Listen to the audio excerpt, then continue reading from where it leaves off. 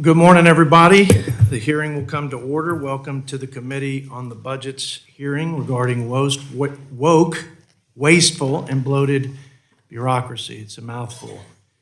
Now I'd like to yield myself such time as I may consume for an opening statement.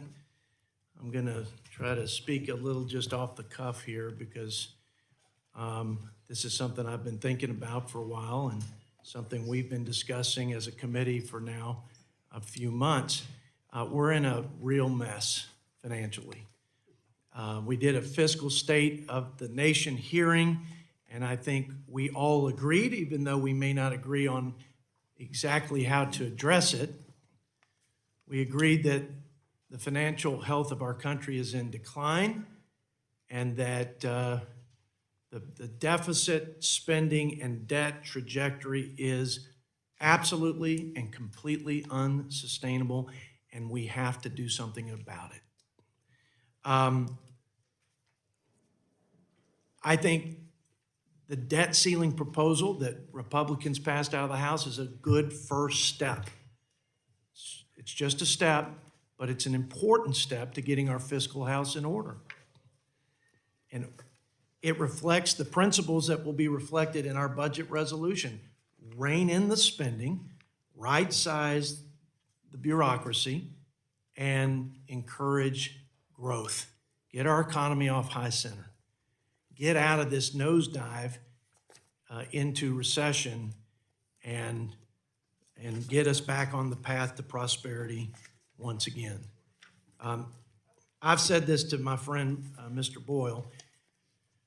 Republicans have contributed to this over time as well, and I don't think anybody as a lawmaker or a leader of this country has any credibility if they don't understand that fact.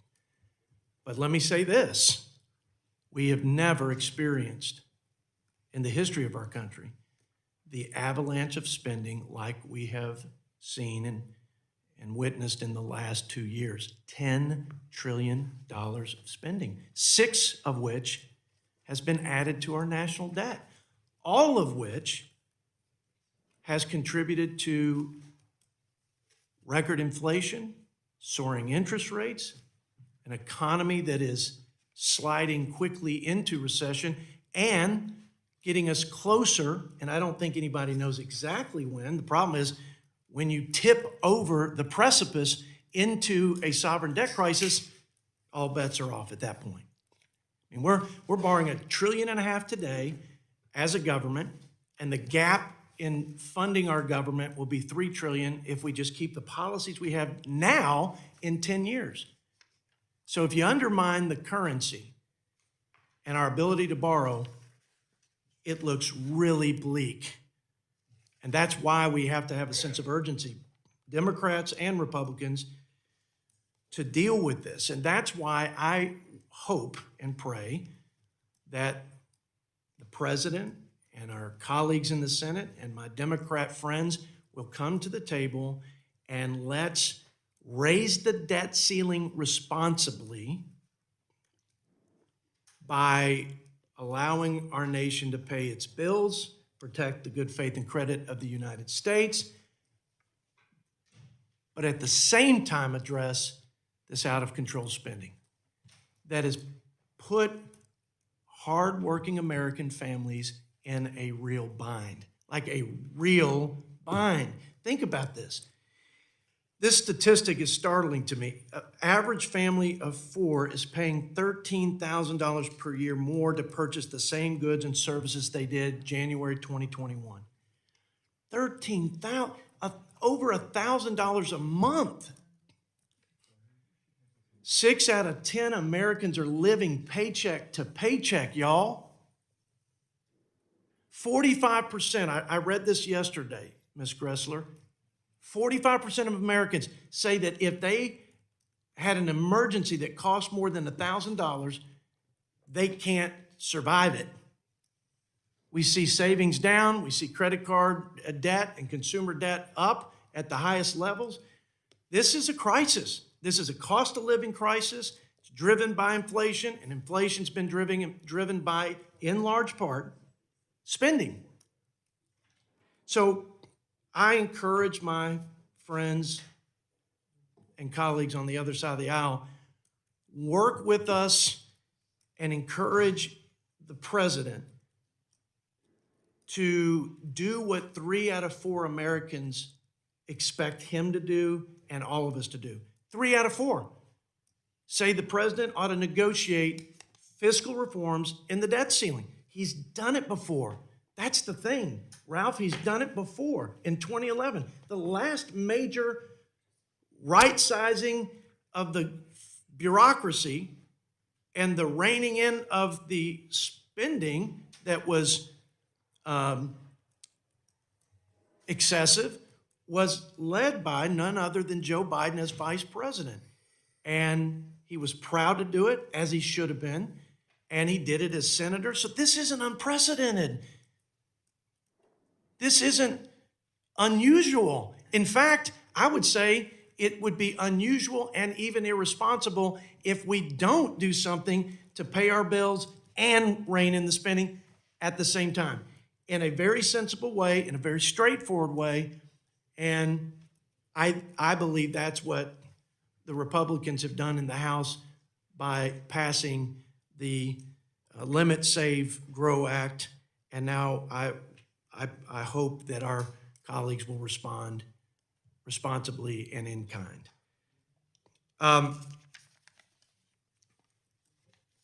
Here's the bottom line. Our federal government is 40% bigger today than it was in 2019 as we were going into unprecedented pandemic. So coming out of the pandemic, CBO projected we'd be spending in discretionary spending hundreds of billions of dollars less than we're spending today. President Obama's last budget had us spending less than we're spending now. His last budget projected that.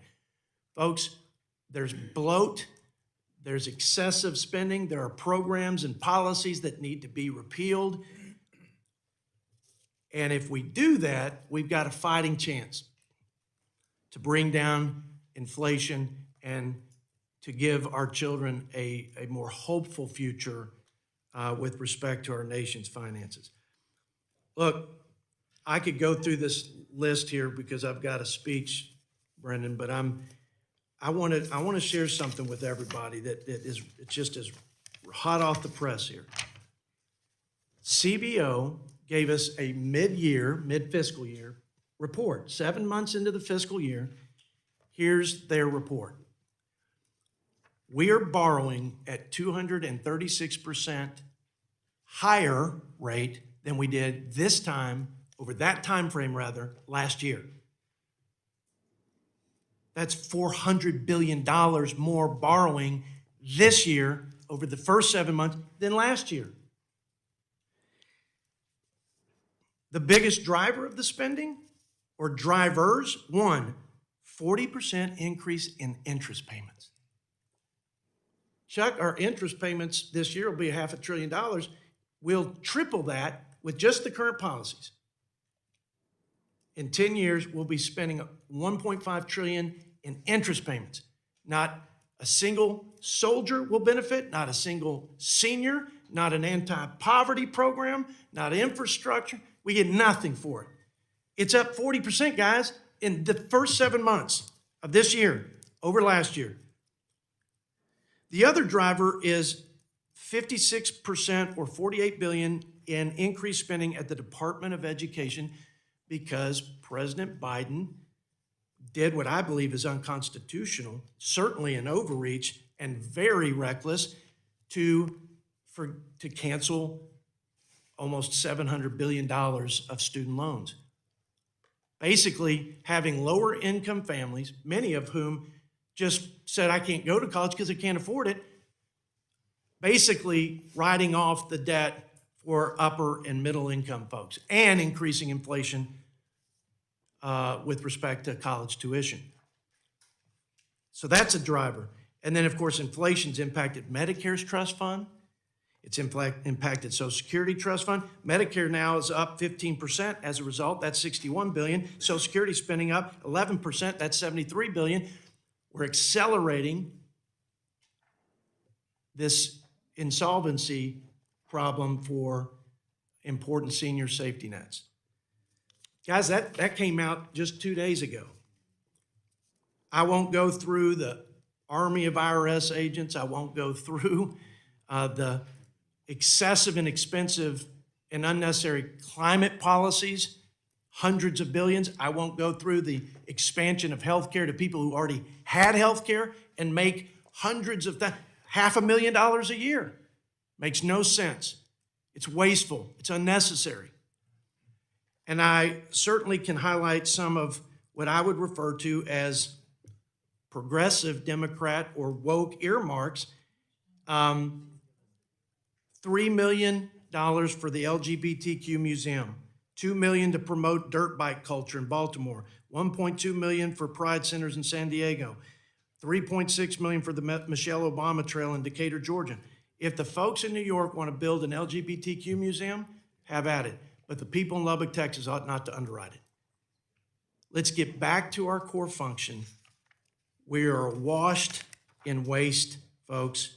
We are in a sustained inflation crisis, and we got to get this thing back on track, and we got to do it soon. So I welcome our witnesses.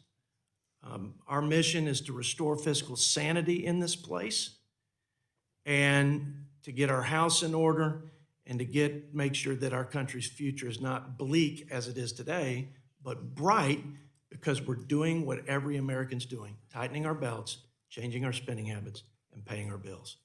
So with that, Mr. Ranking Member, I'll let you have as much time as you may consume, because I consumed more than I thought. All 20 minutes?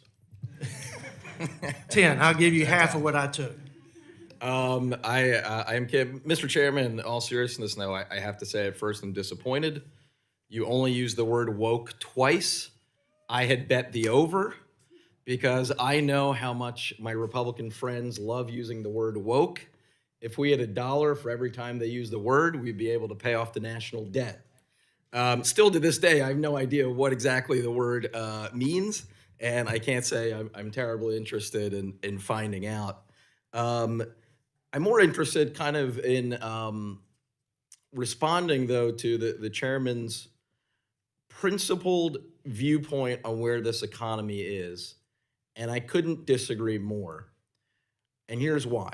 His very pessimistic assessment of doom and gloom, and that the debt is doomed us, and that Americans are struggling today more so than at any time in our history, that perception runs completely contrary to all of the evidence in front of us.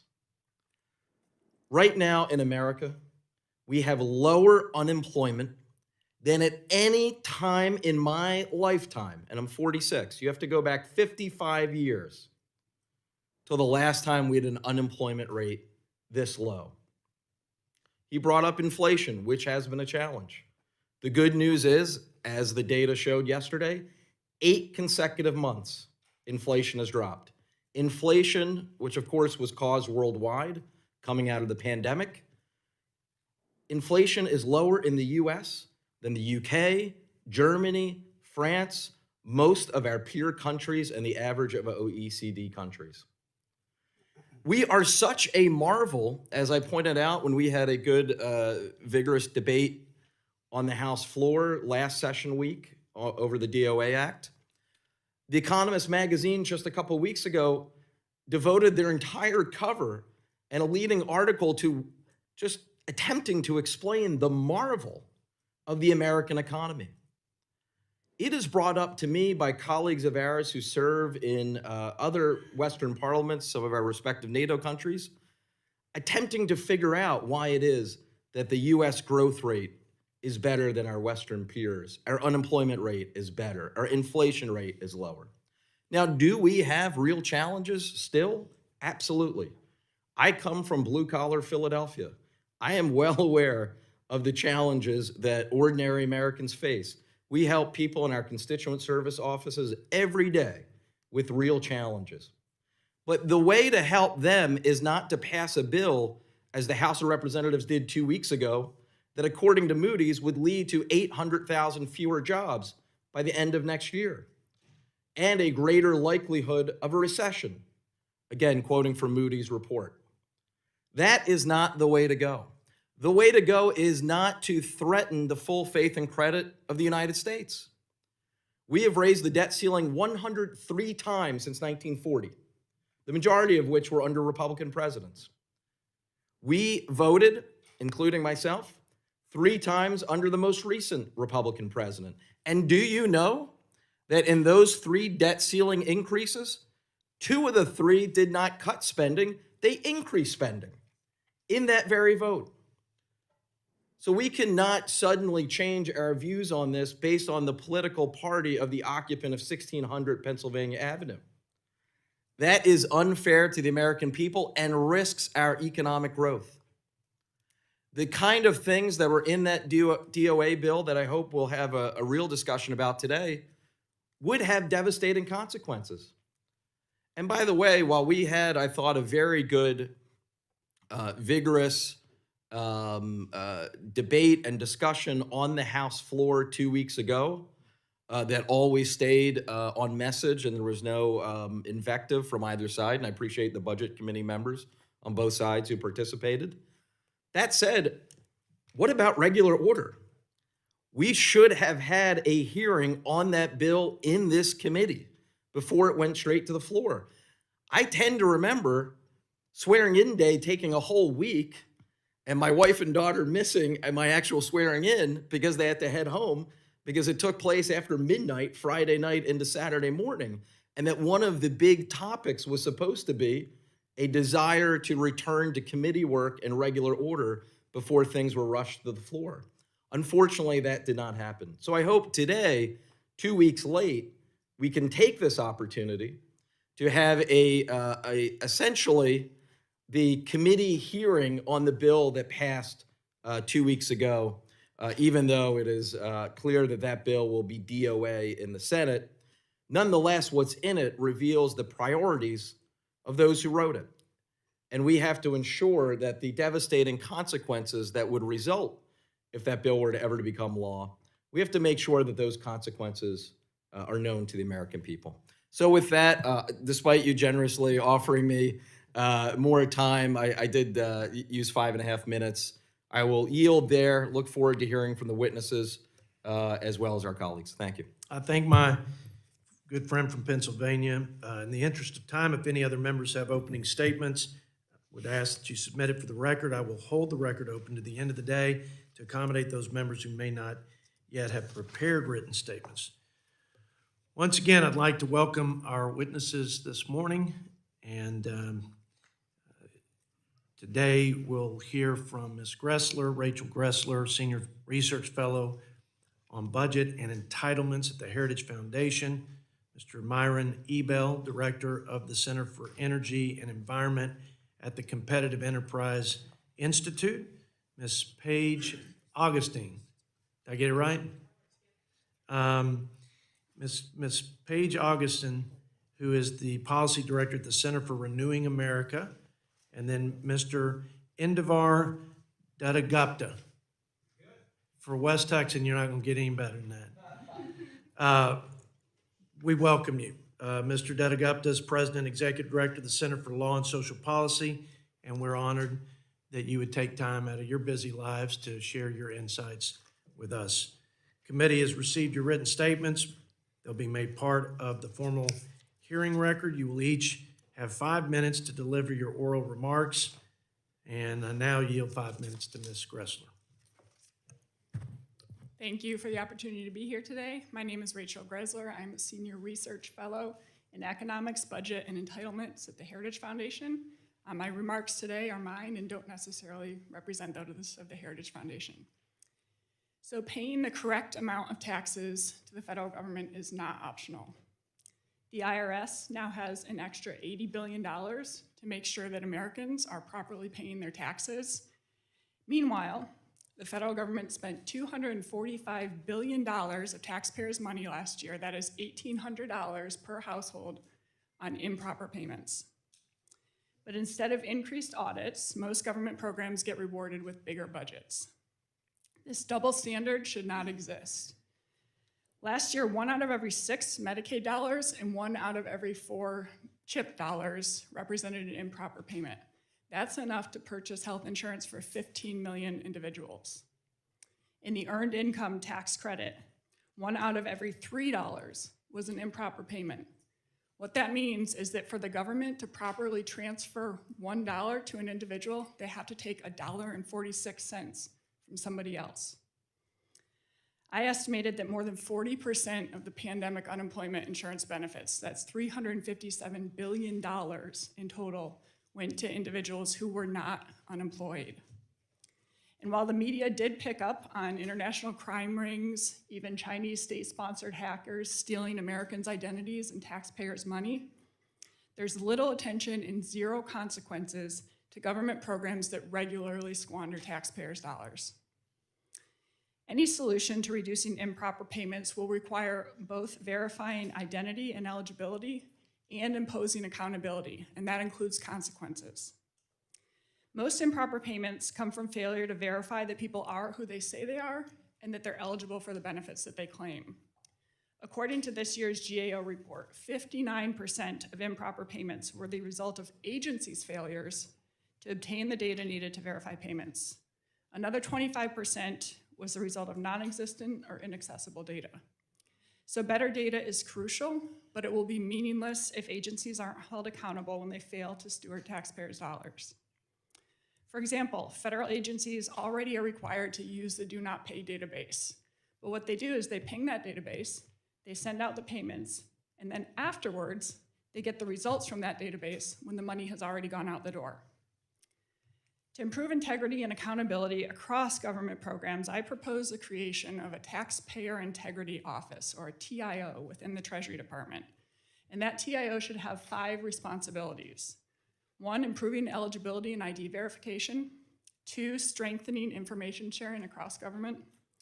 3, maintaining competitive, responsive, and secure systems. 4, establishing and enforcing reasonable standards for agencies to follow. And 5, and most importantly, is enacting meaningful consequences for agencies' failure. Finally, while improper payments are a major problem, they are a symptom of the bigger disease, which is improper federal spending. When the federal government expands its role into areas of people's lives that are better addressed within households and businesses, by state and local governments, or by charitable and religious organizations, that's government bloat that comes at the expense of personal freedom and opportunity.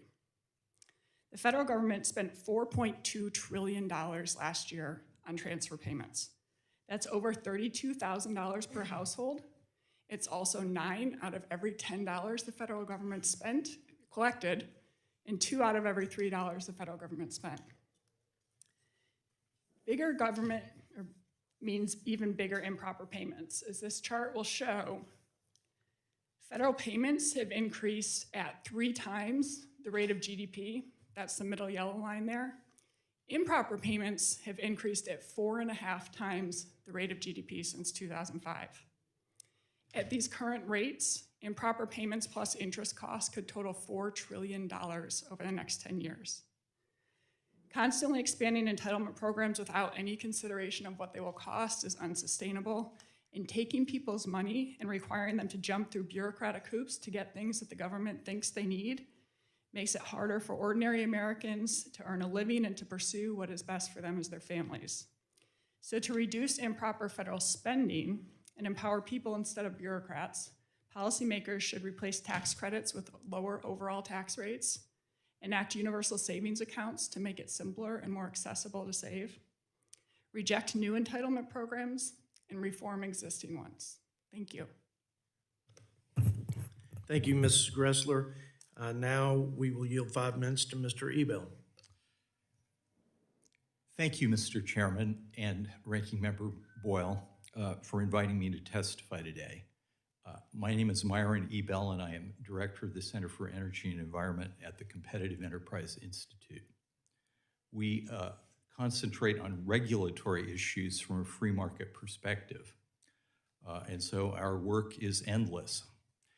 I want to congratulate you, Chairman Arrington, on your leadership in passing H.R. 2811, the Limit, Save, Grow Act. I think this, as you said, is an important first step.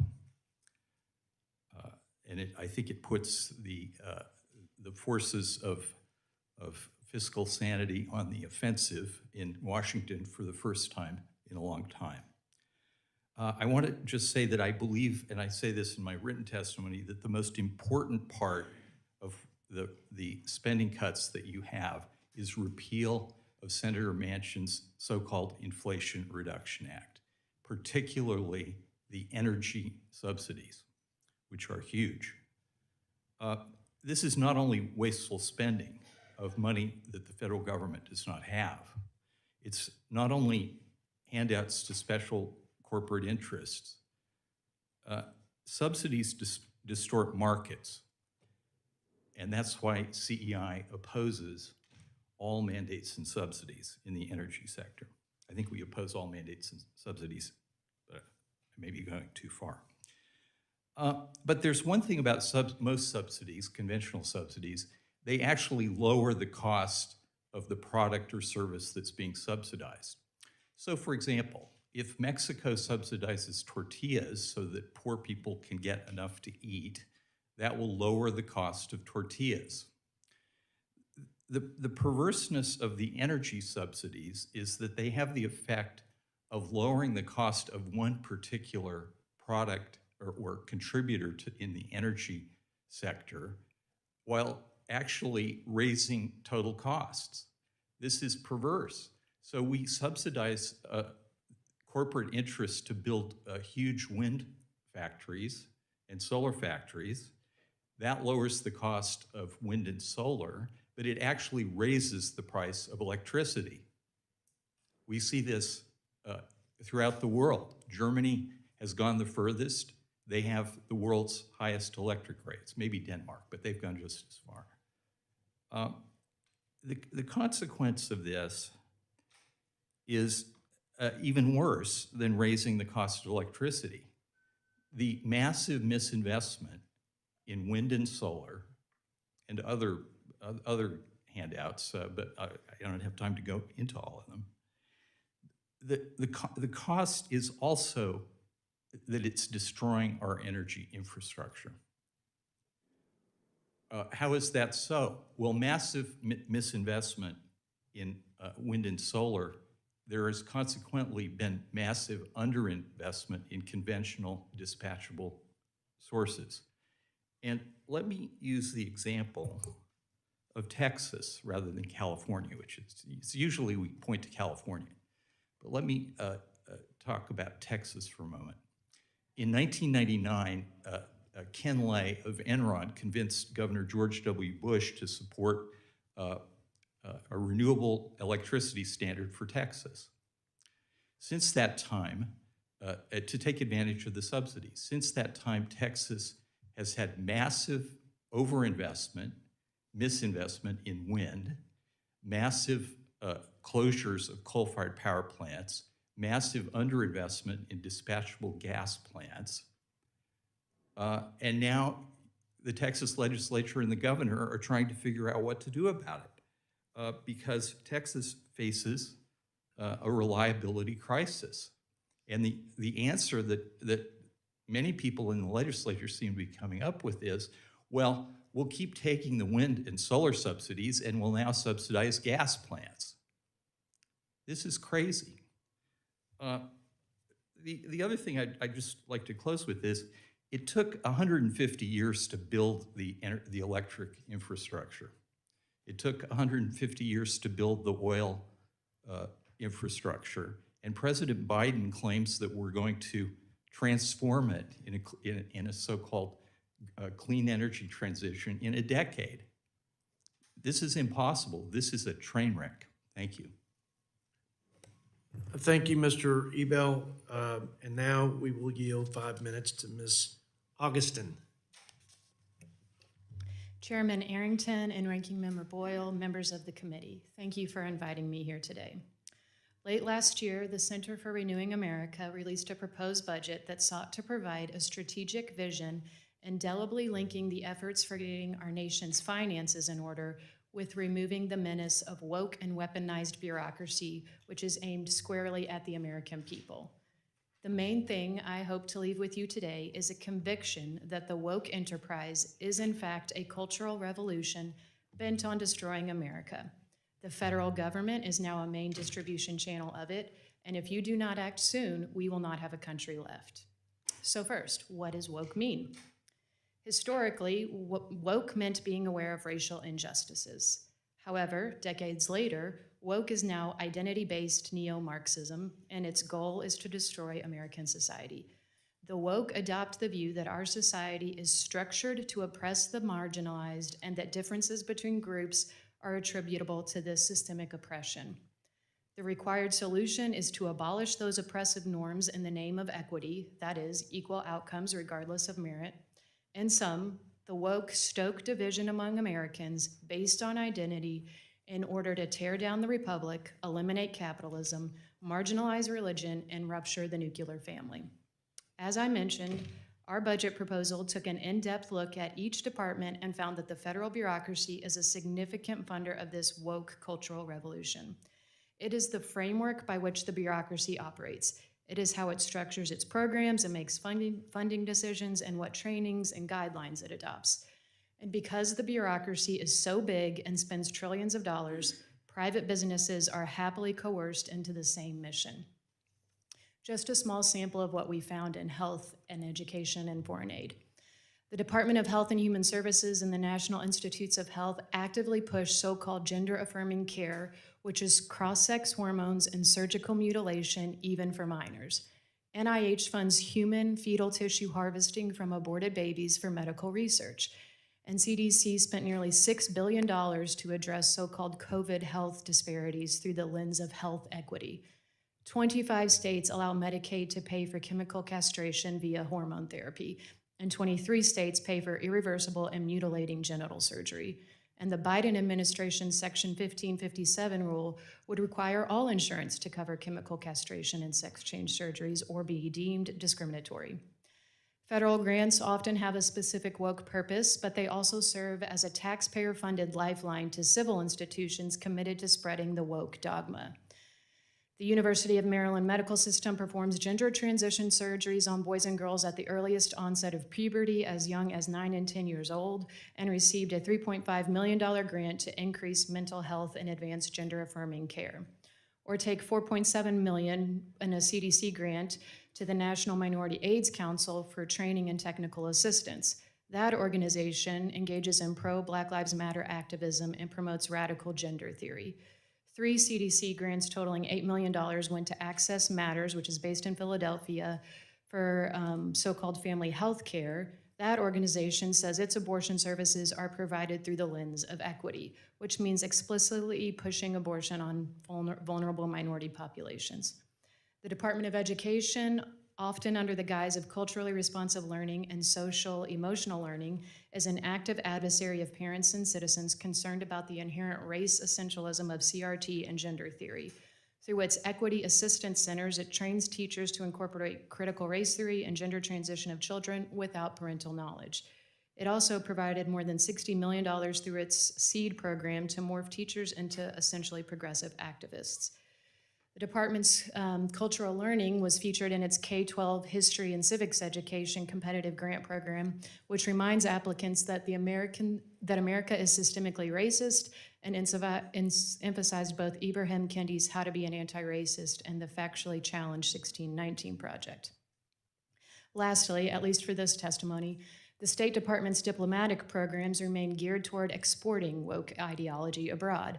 Millions of dollars go to support programs like gay pride parades in Prague, LGBTI activists in Senegal, LGBTQIA+ social events in Australia, and drag theater in Ecuador. Woke is the umbrella ideology, and it uses all manner of terms and concepts like equity and inclusion. Every dollar should be examined to determine what, in fact, the country is spending money on. This should absolutely not be an exercise in austerity wherein every program must take a hit. Wokeness is now essentially a taxpayer-funded secular religion crafted by secular elites to supplant the nation's Judeo-Christian traditions that have stood the test of time. It is dangerous, existentially dangerous for Congress to continue funding the priorities of a neo-Marxist ideology that seeks only to destroy that which has come before. Thank you. Thank you, Ms. Augustin. Now we yield 5 minutes to Mr. Dattagupta. Thank you, Chairman Arrington, Ranking Member Boyle, and the committee, members of the committee. My name is Indi Dattagupta, and I'm President and Executive Director of the Center for Law and Social Policy, or CLASP. CLASP is a national, nonpartisan nonprofit using research and analysis to promote effective policy solutions to end poverty and advance racial and gender equity. This morning, I'll discuss why many people rely on federal programs to achieve economic security and why the deep cuts mandated under the McCarthy debt ceiling bill would undermine the nation's well-being. Finally, I'll discuss the importance of raising revenues and the dangers of failing to raise the debt limit. So first, why do people rely on federal programs for economic security? Well, the United States suffers from an unusual number of low-wage, low-paid jobs, ranking 39th out of 42 OECD countries. As a result, many who benefit from support programs are simply workers paid too little to make ends meet. Others experience low incomes due to the hazards of life, including illness, disability, death of a family member, outliving savings, underemployment, intimate partner violence, and caring for a loved one. Fortunately, a vast array of rigorous empirical studies has demonstrated that individual programs and our social protection system overall helps families with low incomes stabilize their lives, maintain employment, advance in the labor market, and help their children thrive. Unfortunately, our still very high prevalence of economic insecurity harms us all. Allowing child poverty alone to persist costs us nearly $1.5 trillion annually. Unsurprisingly, the McCarthy bill's deep cuts would undermine the nation's well-being. The House debt ceiling bill would set dangerously low caps on appropriations that would grow harsher over time. If House Republicans later exclude from the caps defense spending and veterans medical spending, even as defense and veterans health costs grow, virtually all other appropriated spending would need to be eliminated. Let that sink in. Supports on the chopping block include childcare, which supports parents while they work or go to school to improve their employment prospects, post-secondary education and workforce development, which can offer credentials required for better jobs and supports our small businesses, and food safety, public health, and basic transportation programs that benefit all of us. The bill would also use work reporting requirements to limit access to Medicaid, SNAP, and TANF, programs that help families, including more than 1 million veterans, access opportunity and thrive. Extensive evidence proves that such work requirements do little to promote work, but they do increase hardship, harming many who merely fail to meet and overcome the red tape these requirements create. So instead, revenues must be part of the answer. The United States is a low-tax country, ranking 32 out of 38 OECD countries.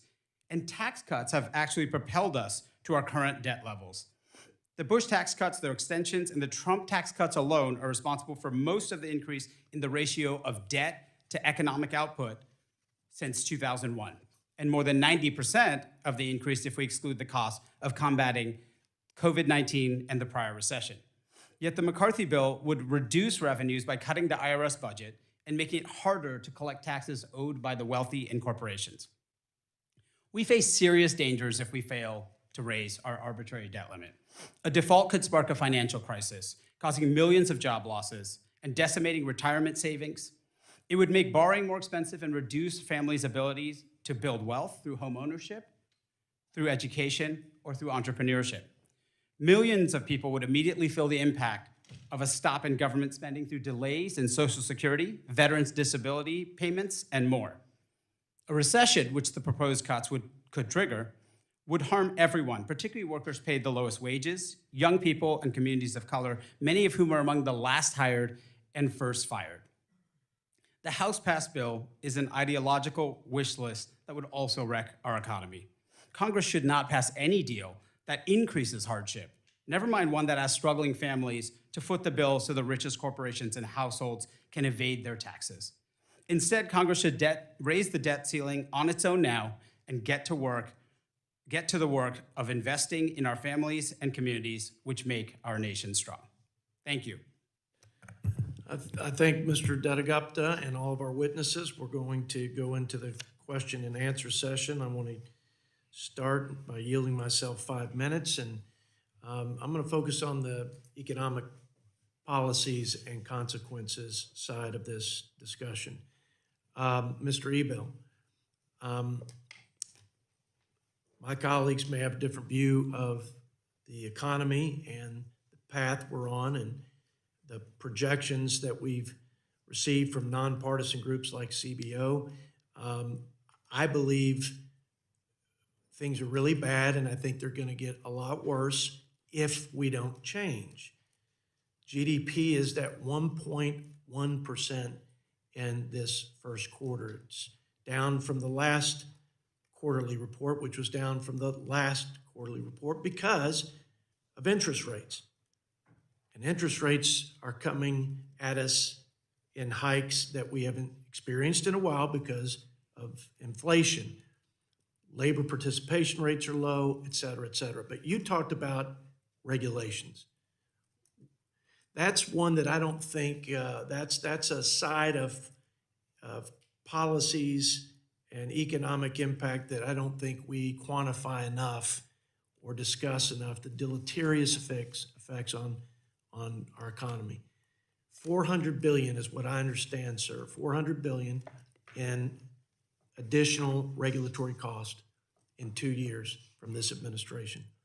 My understanding, it's twice the clip of President Obama and 6 or 7 times the amount of regulatory burden and cost of the previous administration, President Trump.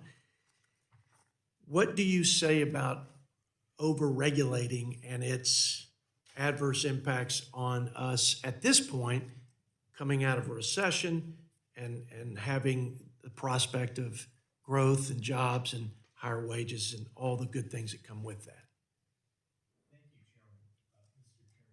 Thank you, Chairman. Hit your button, please. Yeah, There you go. there. Thank you, Chairman Arrington. Yes, I agree with you. The three dampers on economic growth and prosperity are overtaxing, overspending, and overregulating. And my colleague at CEI, Wayne Cruz, is the real expert on this, on regulation. He has spent his entire career trying to quantify and identify the costs of regulation. In the energy sector, we see that regulation is a huge damper on the use and the production of energy. And I would say this: if you want to look at a place to get some economic growth, what I would call the Trump energy dominance agenda is what we need to return to. It turns out, because of the shale oil and gas revolution, that America is the world's energy superpower. And the so-called clean energy transition is an attempt to take us back to the days when we were incredibly dependent upon foreign countries for our energy. We used to run several $100 billion of deficits in importing oil every year. We're now an oil exporter and a gas exporter. Instead of that, what the clean energy transition proposes is that we become almost entirely dependent upon China for the critical minerals that are used in windmills, solar panels, and electric batteries.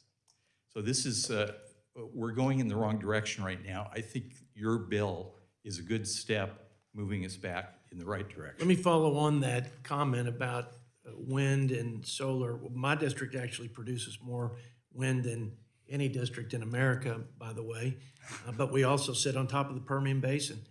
So we get to say that we produce all the above, but I am concerned about the distorting effect that you talked about with respect to reliable and affordable sources of energy. By the way, sources of energy we may need if we were ever to go to war, for example, with China. We'd also need financing for that war, which I'm very concerned that we wouldn't have. But one of the elements of the Green Energy Corporation subsidies, one element of my concern is that they're 3 times higher than what they were marketed and sold during the IRA. The other piece is much of the component parts, if not the majority, of solar and wind are coming from China. I read an article where China was going to benefit to the tune of $125 billion. Can you make a quick comment there, and then I'm going to move on, let my ranking member ask. You're absolutely right. There's a lot to be said about this, but we have traded energy independence for being dependent upon a potential adversary for everything that keeps our economy going, which is the stuff that moves and produces energy. Thank you for your quick comment. Now, Mr. Boyle, I yield 5 minutes for your questions. Thank you, Mr. Chairman, and thank you to all the witnesses. Indy, you mentioned something in your opening statement that I was very glad to hear because you rarely hear it either on Capitol Hill or just in the media as part of this discourse, and that is the great missing tax revenue. 2001, George W. Bush tax cuts, which weren't paid for. 2003, George W. Bush tax cuts, which also weren't paid for. Their extension, which was done on a bipartisan basis about a decade later. And then, of course, the 2017 Trump tax cuts. All told, are you able to put a number on just exactly how much missing tax revenue there is? Of course, as you pointed out, as you know, you think about that, it's too often around here, we hear about the spending side, but we don't hear about the whole other half of the equation, which is the revenue side. Want to make sure that if we're going to really talk about deficit and debt, we talk about both sides of the ledger. That's right. Thank you, Ranking Member Boyle. We have, in many ways, as I mentioned, propelled ourselves into our current ratio of debt to our economic activity because of these tax cuts. Just to put it in perspective, in a decade or so, we would actually have seen that ratio decline were it not for these tax cuts and their extensions. So The debt to GDP. The debt to GDP ratio would actually decline. The tax cuts on their own have added about $10 trillion to the debt since 2001, which is, I think, what you're getting at. Yeah. And I'll just emphasize quickly that in the United States, the overall tax, the taxes paid as a share of our economy and our economic activity is much closer to middle income countries and like Mexico even than it is to our wealthy peers who have higher living standards than the lower tax countries. So I think what we ultimately all want is higher living standards for the American people.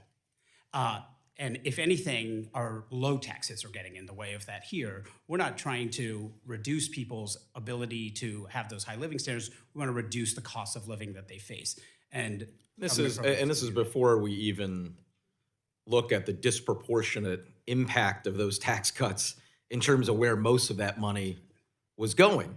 I mean, the most recent round of tax cuts, the one for which I was here, the Trump tax cuts, officially called the TCJA, CBO estimated 83% of that going to the top 1% by the end of the 10-year window. Let me transition real quickly, though, to the debt ceiling, because this is something I've worked on for a long time. And while I think many people are now coming to understand the devastating consequences of default, I think there is a part of the conversation, though, that has been missed, and that is while the question of whether we default or not is binary, that obscures there's a whole continuum between then and now in which we could also suffer consequences, even if we ultimately raise the debt ceiling by the deadline. So I was wondering if you could talk about what happened in 2011 We did suffer the first ever credit downgrade in American history. One of the three credit agencies downgraded us, which according to the Government Accountability Office cost us over $1 billion in extra borrowing costs. So I wonder if you could speak to that. That's right, and I'll just add that households suffer. Their household wealth fell by almost $2.5 trillion over the second and third quarter of 2011 as a result. Consumer confidence fell, mortgage spreads increased, and it led to hundreds of dollars a month in increased borrowing costs for new borrowers. So approaching the debt ceiling just makes it harder for Treasury to issue regular debt, and that creates a lot of uncertainty and increased costs throughout financial markets as well. I would also just share in the 30 seconds I have left, based on conversations I've had, I feel quite confident that unfortunately the other credit agencies will downgrade us if this debt ceiling drama plays out much longer. And that, of course, has so many impacts. You just described what happened in 2011 in terms of household wealth. I fear this time it would, in fact, be worse. It's all the more reason that we solve this now. Thank you, Mr. Chairman. I yield back. I thank the ranking member. Now yield 5 minutes to the gentleman from South Carolina, Mr. Ralph Norman.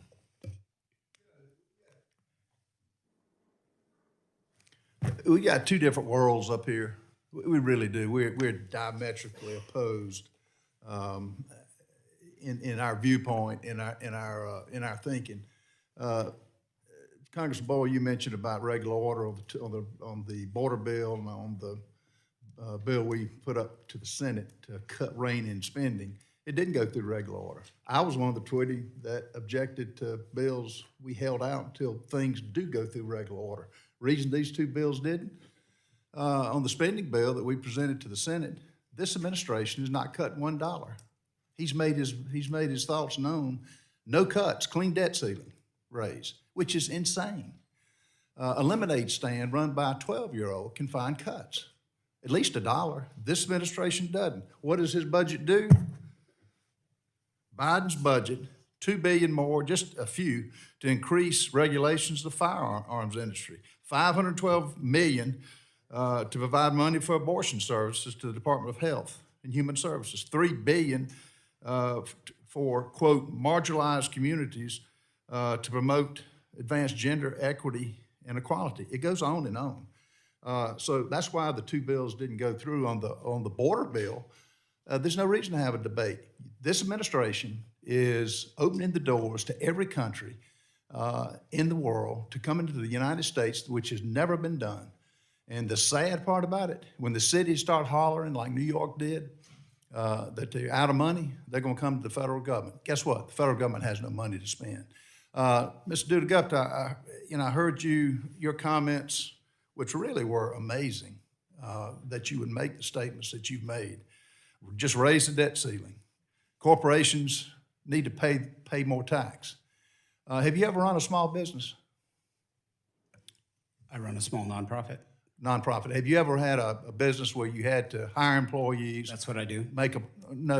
Your agency is supported by the profits of companies and the small businesses. Am I wrong? Yes, I'm right. It's supported by foundations, individual donors. Here's what I'd suggest you do. Get out on Main Street America. Explain how the inflation, which has increased 14.9%, how are they handling that? Explain how food prices are up 17%. How are they handling that? Gas prices, 37%. From abandoning our natural resources and buying from countries from OPEC that hate America. Let them explain that to you. Real wages have decreased by 3.5% because of inflation. Why do you think the rating for this administration is so low? His policies are insane, and it's tearing the country down. Now, we have a lot of hot air and wind up here too in Congress. We're going to take action on cuts. And thank God the leverage on the debt ceiling. The Democrats in the Senate have got some consequences. Let them not put forward their plan. I heard not one plan that you offer, just criticisms. Let's let them put it in writing, as businesses have to do, on what their plan to solve this crisis. Now, I assume corporations, I don't know whether you understand it or not, but corporations don't pay tax. It's the people that pay the tax. Corporations don't pay it. So I think that where we are right now, if your house is on fire, you don't rearrange the furniture around the pool. And that's what this Republican led House, which is in charge of the purse strings, is going to do, one way or another. And I'm tired of the talk. We're going to put it forward. And I've yet to hear a plan by this administration to offer any solution other than just spend more money. It's an insult to the American people, and it's an insult to our military, and it's what they're attempting to put us in a bind by more spending is going to shipwreck this country, along with every other thing that this administration has done. Ms. Gressel, I was very impressed with your proposal about putting together a group to oversee the fraud and abuse. Would you go into how we would implement that? And real quickly, we got 35 seconds. Yeah, it's Taxpayer Integrity Office within the Treasury Department. You could use the existing funding that is there. And the biggest thing is that they need to have the authority to impose the consequences. You know, a thought would be to put a panel of business people who have no agenda, who don't have to answer to the lobbyists, who can say this makes sense and question everything. That's what this country needs now more than ever. Thank you all for what you're doing, Mr. Ebel and Paige. I wish we had more time, but you're a voice of reason and a voice we're going to consider. Thank you so much. Yield back. Thank you, Mr. Norman, and we now yield 5 minutes to the gentleman from New York, my friend, Mr. Higgins. Thank you, Mr. Chairman. First of all, let's make very clear that the U.S. economy is not in decline. It's healthy and it's growing. Under President Biden, for the past 24 months, 14 million jobs have been created. The unemployment rate is at 3.6%, the lowest in 54 years. The projected inflation rate at this time next year will be 2.5%, normal based on historical trends. Under the previous administration, 3 million jobs were lost, including 300 million manufacturing jobs. That woke publication Fortune magazine said that under the Trump administration was the greatest job loss since Herbert Hoover. The United States economy is $23 trillion. It's nearly 1/4 of the world economy. U.S. Treasury bonds are the safest, most reliable investment in all the world. The U.S. dollar is the go-to currency in the world. 75% of U.S. bonds are owned by Americans. Local banks, local businesses, local governments, Social Security, Medicare, and federal pensioners. America made a promise to its own people and the institutions who dared to invest in the country's economic growth. Again, these bonds are the safest investment in all the world. Why would you want to stiff your own people and destroy your own currency and destroy your own economy? The 14th Amendment, Section 4 of the United States Constitution is as clear as it can be. The validity of the public debt shall not be questioned. This is not a political negotiation. This is a moral and legal obligation to be honored. The budget is a law enacted by Congress, and that law is the debt ceiling. The U.S. needs to pay its obligations, and if Kevin McCarthy wants to petition the United States Supreme Court to allow the United States of America to default on its obligations to its own people for the first time in the United States history, that's on his speakership and on his party. We're a better country than that. Yes, there is a debt problem. I understand that. What is the contemporary historical example as to how you deal with debt? You deal with debt through growth of the economy. From 1992 to 2000, you had 4% economic growth each year sustained over an 8-year period. We didn't have a budgetary deficit. We had a $300 billion budgetary surplus. We paid $400 billion to reduce the overall debt. America is better than this. It is a constitutional obligation that we pay our debts, particularly when 75% of those are to our own people.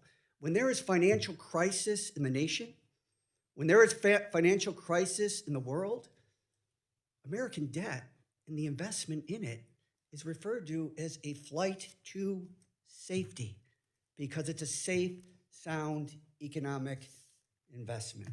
Mr. Gupta. Well, I appreciate that, Representative Higgins. I'll just add by saying this is sort of the equivalent of taking out a mortgage.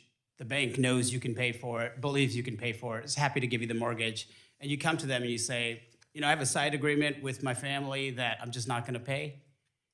It doesn't make sense. We can have a good conversation about reducing debt, stabilizing debt, which, by the way, the president's budget does stabilize debt over time. But we should take off the table the threats to raising the debt limit itself because of the potential economic calamities. Obviously, there's constitutional questions, but I think it makes a lot of sense to look at including our military spending, which we've been told is going to be off the table under these caps.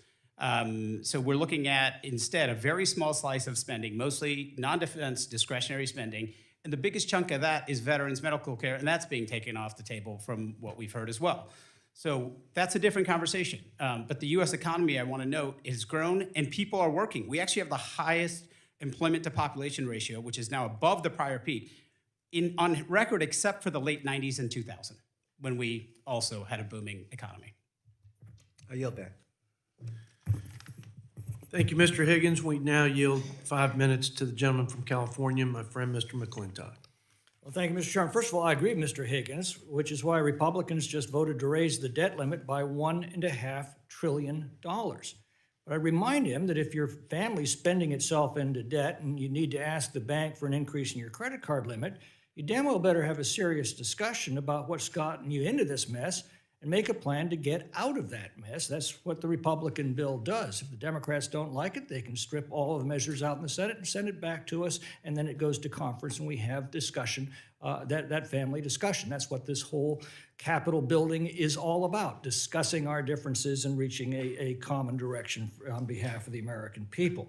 Now, to answer the ranking member, that the term woke is not one of the right. It came from the left. It is a toxic combination of socialism and racism. And the reason that the left doesn't like it being used today is because it's already been discredited in the eyes of an overwhelming majority of Americans. I'm sorry, but his party has made that bet, and now they're going to have to sleep in it. Once again, I would warn him that you cannot spin the economy. Everybody knows how the economy is doing in their own lives, and trying to gaslight them never works. Whenever the left is taking control, you see the same economic pathologies: rampant homelessness, sky-high taxes, failing businesses, and ultimately fleeing families. I've seen that myself. I live in California, and if you just look at the census numbers, you can see what people believe is better for the environment to raise their families. What my Democratic colleagues don't seem to understand is that government cannot put a dollar into the economy that it first hasn't taken out of that same economy, and it can do so in only one of three ways that I know of. You either raise taxes, that reduces the current standard of living, it suppresses productivity. Borrowing, that crowds out to capital that would otherwise be available to loan to consumers to make consumer purchases or businesses to expand jobs. It incurs enormous interest costs, and ultimately it's got to be paid back anyway through future taxes, which reduces people's future standard of living. And then finally, you have inflation, pushing money into the economy that's unsupported by productivity, and that in turn reduces the value of the dollar and increases prices. Can any of our panelists tell me any other possible way government spending can be paid for? I guess it turns out all that free money isn't so free. It's actually very expensive, and people are paying it back every day at the gas station, at the grocery store, and in their paychecks. So the central question then is what we're spending. Now, we just heard that raising taxes to fund more social programs is sound policy. They always tell us that socialism is caring and sharing and taking care of each other, and capitalism is dog-eat-dog selfishness. They've got it completely backwards. There's only one way to prosper in a free society. You have to figure out what somebody else needs and figure out how to get it for them better than they can do it for themselves. That's true whether it's sweeping a floor or designing an advanced microchip. Socialism is taking what one person has made by helping others and giving it to someone who is not. It's true, if I take $1 from Peter and give it to Paul, Paul's got an extra $1 to spend. He's $1 better off. But Peter, of course, has one less dollar to spend, and that's why socialism is so destructive, because you have now robbed both Peter and Paul of $1 of incentive to help each other. Peter, because he no longer profits by helping others, and Paul, because he no longer needs to. That is why socialism consistently produces poverty and misery wherever it's practiced. It destroys the natural incentives in a free society that encourages people to help each other the most efficient way that they can. And here's the rub. A free market is an amazingly democratic process because every consumer, every day, votes with every dollar they spend on what the economy will produce and what prices they're willing to pay. When government takes that dollar out of the economy, it transfers that decision from the consumer to the government. Instead of consumers deciding what they need, government makes that decision for them. So instead of using the dollar you've earned to support your family, government takes that dollar and spends it on an LGBT museum. Capital would otherwise go to its highest and best economic use, instead is used for its highest and best political use, something that is radically different. Mr. Ebel, what do subsidies do to stuff the economic ballot box and cause consumers to make inefficient decisions that they'd never make if they were getting accurate price information? Thank you, Representative McClintock.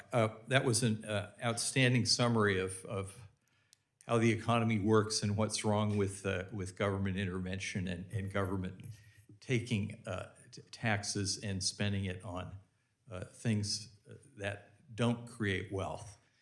And I think Mr. Higgins mentioned that the economy grew at 4% in the 1990s. And that's because the policies were much closer to what you advocate than to what some others advocate. The economy was still benefiting from the Reagan tax cuts, the historic Reagan tax cuts. And I would point out that during most of the 1990s, the Republicans were in control of both the House and the Senate. So now, to say Gentleman's time has expired. Appreciate the response, but we need to keep this moving. Mr. McClintock, thank you. And now I want to yield 5 minutes to Ms. Schakowsky from Illinois.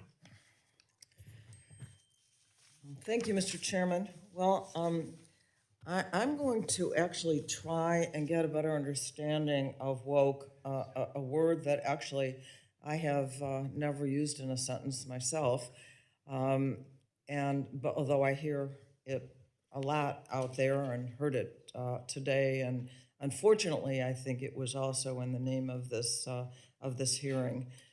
But I have just yes or no questions for everyone of our witnesses, and maybe this will clarify our priorities. To me, it seems as if veterans have earned and deserve comprehensive health care. That's been a promise that we've made to veterans. And now we know that we do not have thousands and thousands of nurses that are needed for the Veterans Administration to take care of them. So my yes or no question is, do you think that hiring more nurses to provide for our veterans is woke and wasteful and bloated? Yes or no?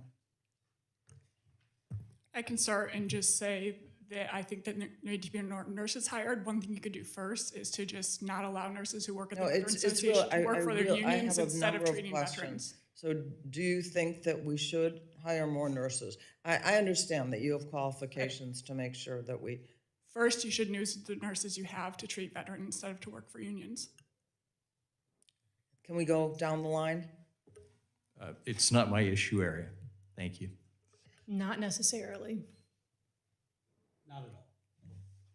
Not at all. And remember, nearly 1 million veterans also participate in Medicaid and could be caught up in the work reporting requirements of the Okay, so debt. So was your answer that it's not woke to take care of our veterans? Not necessarily. Okay. It could be woke, though. Okay, Happy to thank give you you. more details. So there was recently recently we learned the Department of Labor found that there were 102 minors, children, who were working in very dangerous meat packing plants. They were doing some very dangerous work.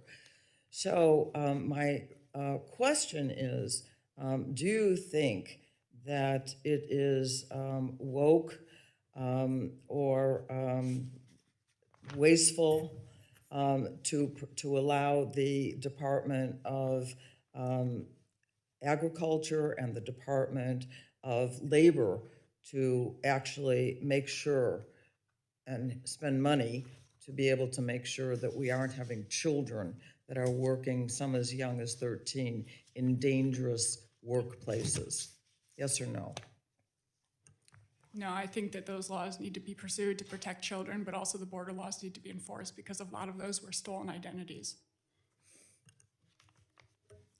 No, but I think you've added wasteful to woke, which raises new questions. So I Well, don't. that was in the title of our hearing. Yes, This but is you about wanted to wasteful. ask about woke, not, you've now added it's- wasteful. Wasteful and woke are two different issues. Okay, my question is on woke and wasteful, the words that were in our hearing. Yes, do you think so? I think the Department of Labor spends millions of dollars through all different kinds of programs, including Job Should we Corps. protect child labor? Should you protect child labor? Children from doing dangerous child labor? Yes, you shouldn't let children do dangerous child labor. Is it woke to do that? Absolutely not. Let me see my time. Well, it looks like I had a number of questions, but it seems to me that when we look at the important things that government regulation can do to make sure that our workers are safe, that our children are safe, that our railroad workers, which I was going to talk about, are safe, is very, very important. This is not about being woke. This is about being sensible and doing the right thing for our American people. And I yield back. I thank the gentlelady from Illinois. Now yield 5 minutes to my friend from Virginia, Mr. Klein. Thank you, Mr. Chairman. Contrary to what you're hearing today and what you might hear coming out of the White House press room, the fiscal state of our great nation is in desperate need of a reality check. And facing this looming fiscal crisis, House Republicans have risen to the occasion. We passed the Limit, Save, Grow Act, a package of fiscal reforms and pro-growth policies to protect the full faith and credit of the United States, but ensure that we will not accrue debt as we have over the past few decades. Without providing a solution of their own, the White House has resorted to false statements, alleging, for example, that the Limit, Save, Grow Act would cut veterans' benefits, despite there not being a single line in the bill to substantiate the claim. But while the president refuses to negotiate, the House Budget Committee is pushing forward to identify meaningful areas to reduce spending in a federal government that's growing increasingly, yes, woke and weaponized. Often overlooked as a source of potential savings, improper payments from government programs amounted to over $247 billion last year. That's nearly 15 times the total of this year's budget for Customs and Border Patrol. And as we know, there's a crisis in Customs and Border Patrol that is under-resourced, undermanned, and understaffed. Let me ask Ms. Gressler, this was a primary point made in your testimony. How is this able to happen year after year? How are we not able to get a handle on this? There's simply no accountability. It doesn't matter how much in improper payments goes out the door. All that's done is there's a report, it's measured, it's sent in, nothing happens. you get more money. A lot of these are entitlement programs. They are entitled to get the dollars no matter what. And as I pointed out, in some cases, that means you have to take $1.46 to deliver $1 in benefits. In one of the more egregious examples of improper payments in your testimony, you showed that more than 550 million claims for unemployment benefits went to people who were not unemployed. To what degree do you think that the rapid expansion of these benefits throughout the COVID pandemic played a part in this? And have you noticed any other contributing factors to increased rates of improper payments in your research? Yeah, I think that the federal unemployment pandemic programs created a perfect storm. The state systems were already outdated, but then the federal government stepped in and they imposed these standards on the states that they could not follow through with. Essentially, anybody could qualify for an unemployment insurance benefit. You simply had to say, I've been affected by COVID-19. There were no income checks, and the impetus was told to the states, get the money out the door quickly, we'll check it afterwards. Well, we've seen what has happened is that they're not checking it afterwards, and it's very difficult to get the money back once it's out the door. One of the most egregious ones is the only one I can point to is a rapper in California who made a YouTube video called EDD for California's Employment Development Department, and he's sitting there with a video showing the stacks of EBT cards and saying, hey, you gotta go sell cocaine, all I gotta do is file a claim. So yes, they got him, but they're not getting the Chinese state-sponsored hackers, they're not getting the international crime rings, and so we're bringing in a couple million, maybe even $1 billion here and there, when $357 billion went to people who were not unemployed. And it's having an impact on our ability to fight the international drug trade, secure our border, and any other number of important priorities of this government. Mr. Ebel, nonsensical climate regulations also present prime opportunities for reductions in spending. For example, the EPA received $10 billion for FY23 to enact regulations such as their new WOTUS rule that burdens farmers, and by proposing stringent tailpipe emission standards to target an overwhelming majority of passenger vehicles. Further, the Office of Energy Efficiency and Renewable Energy received $3.2 billion for FY23 to go after Americans' gas stoves, washing machines, refrigerators, light bulbs. How do these regulations impact an American's freedom to choose what they want to buy in an open market, and would the outcome of these regulations result in disparate impacts for low-income families? Thank you, Representative Klein.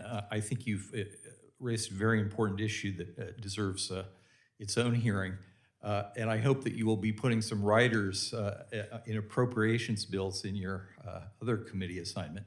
We're working on that. Yes, all of these rules and regulations on efficiency standards on appliances, cars, furnaces, air conditioners are raising costs, which reduces people's choice because they find that they can't afford what they really want or need.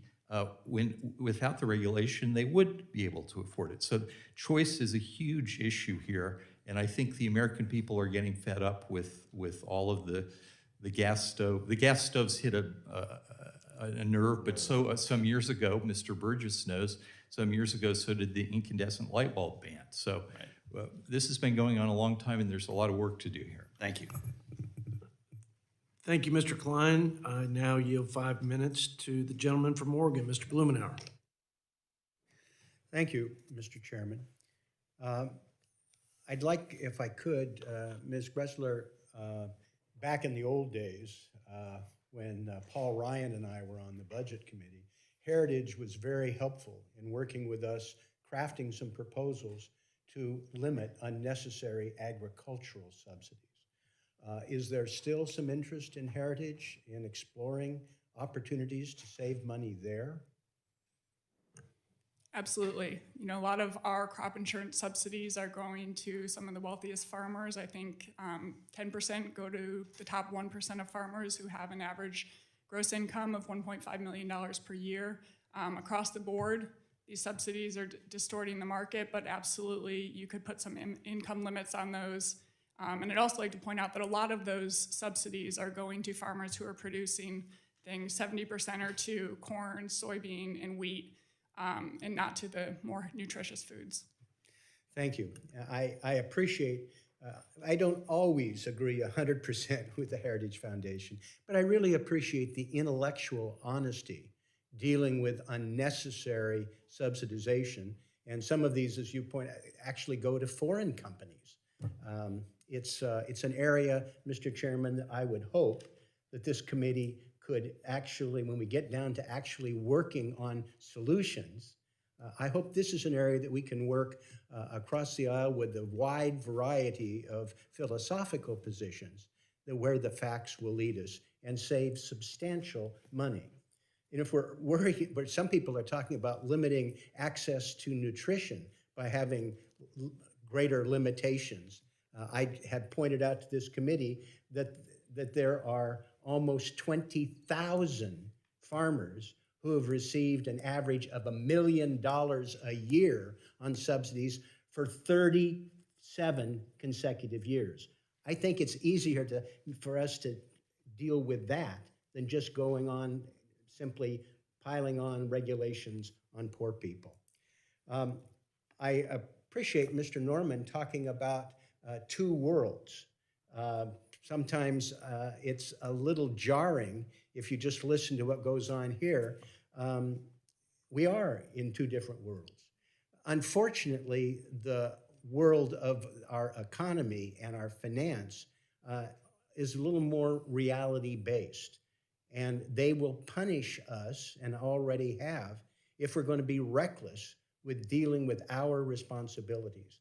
I think there are opportunities to be able to deal meaningfully with the deficit in ways that can actually bring people together rather than divide them. I think it's a good idea to actually collect taxes that are due and not paid. That's not a tax increase on anybody. It deals with the efficiency and fairness of our tax system. And there are hundreds of billions of dollars that could be collected if people remembered to report their income. I was taken by my colleague from Virginia's point that there's not a single line in this budget that speaks to a specific cut that the Republicans have advanced. That's right. That's why what has been offered is not a plan. There's no specific in terms of what they want to step up and do. There's just in the aggregate 22% reduction with all the exclusions that they're carving out. Well, that's not how you budget. You can't get away with that. You can't imagine those things away. I really think if we get down to things like border enforcement, air traffic control, Social Security, food safety, workplace safety, I mean, these are things you can't imagine away. They are specifics. There are costs associated. And if you're going to cut them 22% or more, there are real consequences. And that's why I would like us to circle back and deal with things, not wishing savings, but being specific. And the agricultural subsidies, I think, is something that is specific that we ought to be able to agree with. Collecting taxes that are already due and owing is fair to businesses who play by the rules. And I think we can get serious in terms of making some significant adjustment if we deal with these things that bring us together rather than divide us. Thank you very much. I thank my friend from Oregon and would just say I'm always open to making sure incentives are responsible, no matter where they are in the marketplace or who they apply to, and that we reduce waste, no matter what the program or the constituency, agriculture included. So I thank the gentleman for his comments. I want to now yield 5 minutes to Mr. Bob Good, my friend from Virginia. Thank you, Mr. Chairman, and thank you to all of your our witnesses and for your testimony, both written and expressed today. I do want to just start with Ms. Augustin, and I appreciate all the fine work done by CRA, and I appreciate your testimony regarding the current federal spending that is not simply unnecessary, unjustified, unconstitutional, or wasteful borrowing from our kids and grandkids, but it is actually, you made a very compelling case about so much of it that is literally harmful and intended to transform America into a Marxist globalist state, envisioned by the radical left that frankly hates the founders, hates the Constitution, and hates the basic ideals and values that are central to our country. The Limit, Save, Grow Act, or what I like to actually call Shrink Washington, Grow America, will take a meaningful, broad-based fiscal approach to top-line spending cuts, as you know, and some caps, and then some significant target eliminations of pet projects like climate, IRS expansion, COVID spending, and student loans. But I'd like just a few additional thoughts from you on how we would take a razor-sharp scalpel approach to the most egregious and harmful spending via the appropriations process this fall, or really as we work on it now to vote on it in the fall. Thank you, Congressman Good, and I think you're exactly right. We've done a good job today talking about the financial crisis that is upon us, but there's another equally great crisis facing the American people, and that is the woke and weaponized government that's aimed squarely at them. So insofar as you do deal with the debt limit, you absolutely must maintain the $130 billion in cuts and find that from the woke and weaponized spending. And my advice to you would be look at the Department of Education and HHS, because what is happening to children in this country is the perfect display of what woke and weaponized government is doing to people. And when you send your kid to the public school systems, they have gay porn in the libraries. They have teachers that are asking them are you sure you're a boy or girl today, and changing their pronouns without the parents knowing about it, and then putting them on a path to radical gender affirmation, where you have cross-sex hormones and then eventually genital mutilation. And what that does to a child, and if you listen to the detransitioners, this will give you the perfect insight, is make them a permanent pharmaceutical patient for the rest of their life. There's no way for them to ethically consent to any of this, and this is being done in the schools without the parents' knowledge. This is why you have $3 million to Montessori schools to train 3-year-olds on anti-racism. Why would you need to tell a 3-year-old something about the color of their skin and divide them based oppressor versus oppressed, so that you put them on this path to adopting the woke ideology? And by the time they get to college, they can't even tell you what a woman is. So yeah, look at the Department of Education and HHS. Well said, and you could expound so much more, as you know. And this is all with everyone's tax dollars, irrespective of their beliefs on it. The liberal progressive Bill Maher said when he was a child he wanted to be a pirate. He's glad no one poked out his eye and cut his leg off. And it's unbelievable we let children diagnose themselves and then adults perform this surgery to permanently maim and harm them accordingly. Ms. Gressler, President Biden has tried to say, hey, we're going to default if we don't raise the debt limit. I would just like your thoughts on the veracity of that claim that we would have a default. Isn't it true that it would just force prioritization of payments, and we'd only have a default if Treasury chose to have a default? Yes, it's true that Biden and Treasury have the authority to prioritize those debt payments first to prevent a default. Yeah, I led a letter with 10 of my colleagues to Secretary Yellen a couple of months back asking her, when are you going to run out of extraordinary measures? What's your plan to ensure we don't have a default, and how will you prioritize payments? And of course, she would not answer any of those questions because it defeats the narrative. But isn't Biden really afraid of defaulting on his radical agenda and his priorities of climate extremism, the Green Raw Deal, perpetuating COVID spending, expanding and empowering the IRS, promoting, again, the things that Ms. Augustin has spoken to so eloquently this morning? Yes, I think that it just points out that you would have to make those difficult choices. And when you look at things like one of the president's own actions that added $5.4 billion in additional costs to taxpayers for taxpayer-financed select private union pension plans, which, by the way, sent $36 billion to one single union pension plan on January 12th, 5 days before the U.S. hit the debt limit.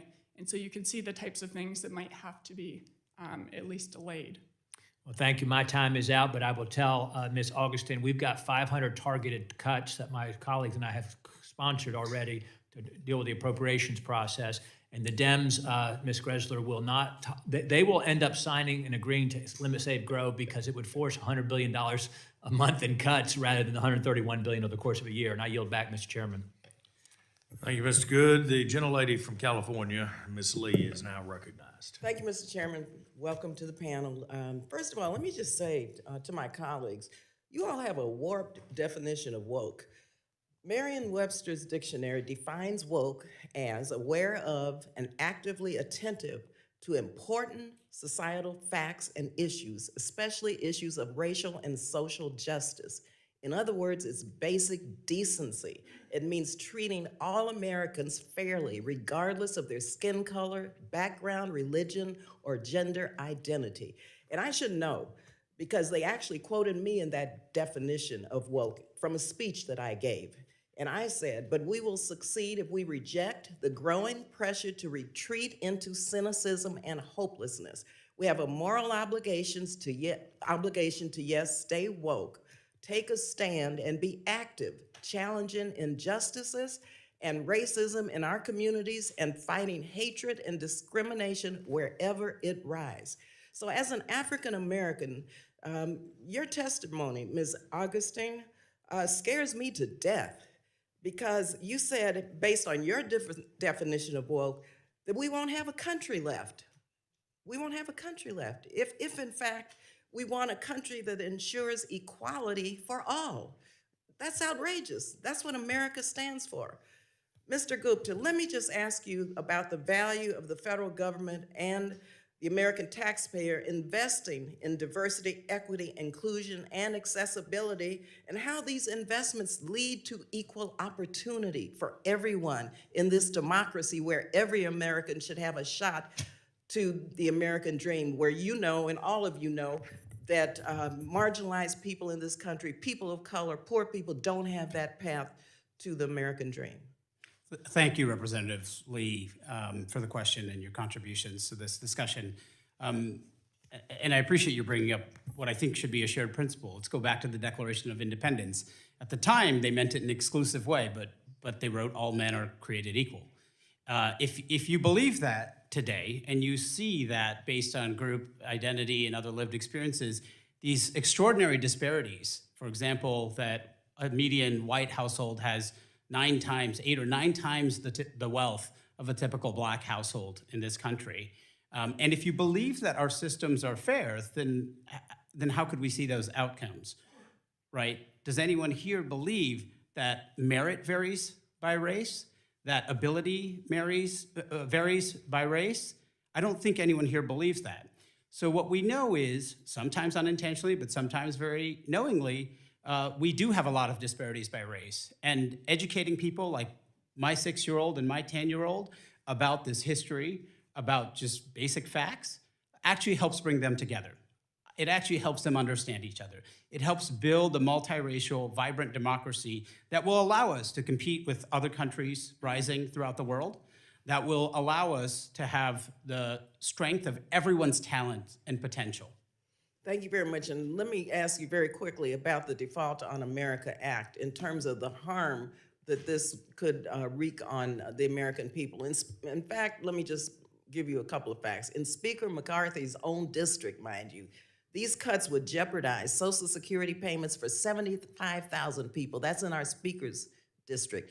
Would risk the health benefits of 285,000 people in Speaker McCarthy's district. It would threaten the retirement savings of 89,000 people in Speaker McCarthy's district. And this is just 1-year impact of these cuts. Can you speak more on the long-term impact of these cuts? Yes, I appreciate the question, Representative Lee. And I'll just add that this underscores that prioritization of debt service payments over everything else is still default. You're defaulting on the American people, on promises, on obligations that have been made to them, that they can count on right now, that they have been able to count on. So the consequences could be tremendous. In the long run, undermining our credit rating and the ability for the United States government to borrow as freely as it can right now. I just want to remind folks that there is no bank, there is no one telling us that we can't borrow. We're only telling ourselves that. In fact, people are readily willing and able to help us finance our investments because they know that the American economy has been so dynamic, so successful for so long, will continue to in the future. So this would simply be an own goal that would harm us potentially for decades to come. Thank you. And just for the record, in my own state of California, not specifically Speaker McCarthy's district, which we just went through, which I just went through, the whole state of California, if in fact these budget cuts were enacted, we'd have 2.6 million people at risk of losing Medicaid coverage.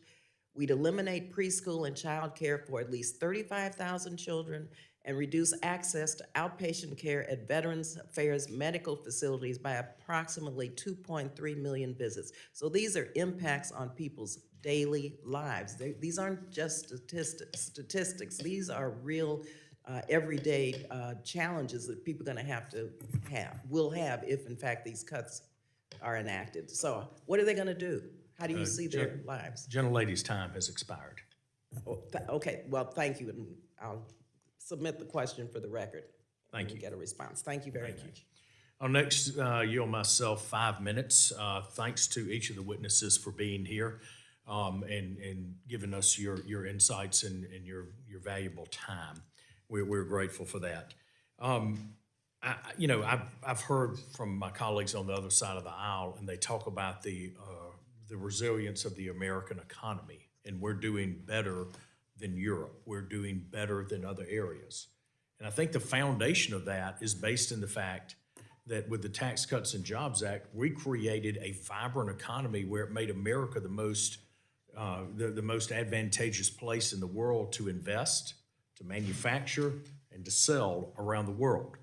And the things that have made this economy very, very resilient, and even to the point that they've been able to withstand the massive amount of public spending, is the fact that we have made American business and Americans competitive, and we've made them more competitive than other places in the world.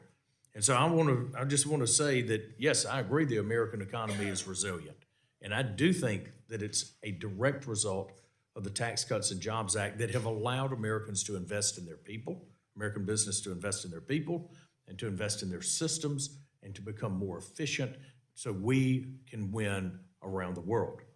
Now, with that backdrop, we are seeing some things happen that are eroding even the greatness of the American economy right now. You know, when I look at, and Mr. Duda Gupta, I hope with my Southern accent, I hope I said that correctly. You said that corporate America should pay its fair share, correct?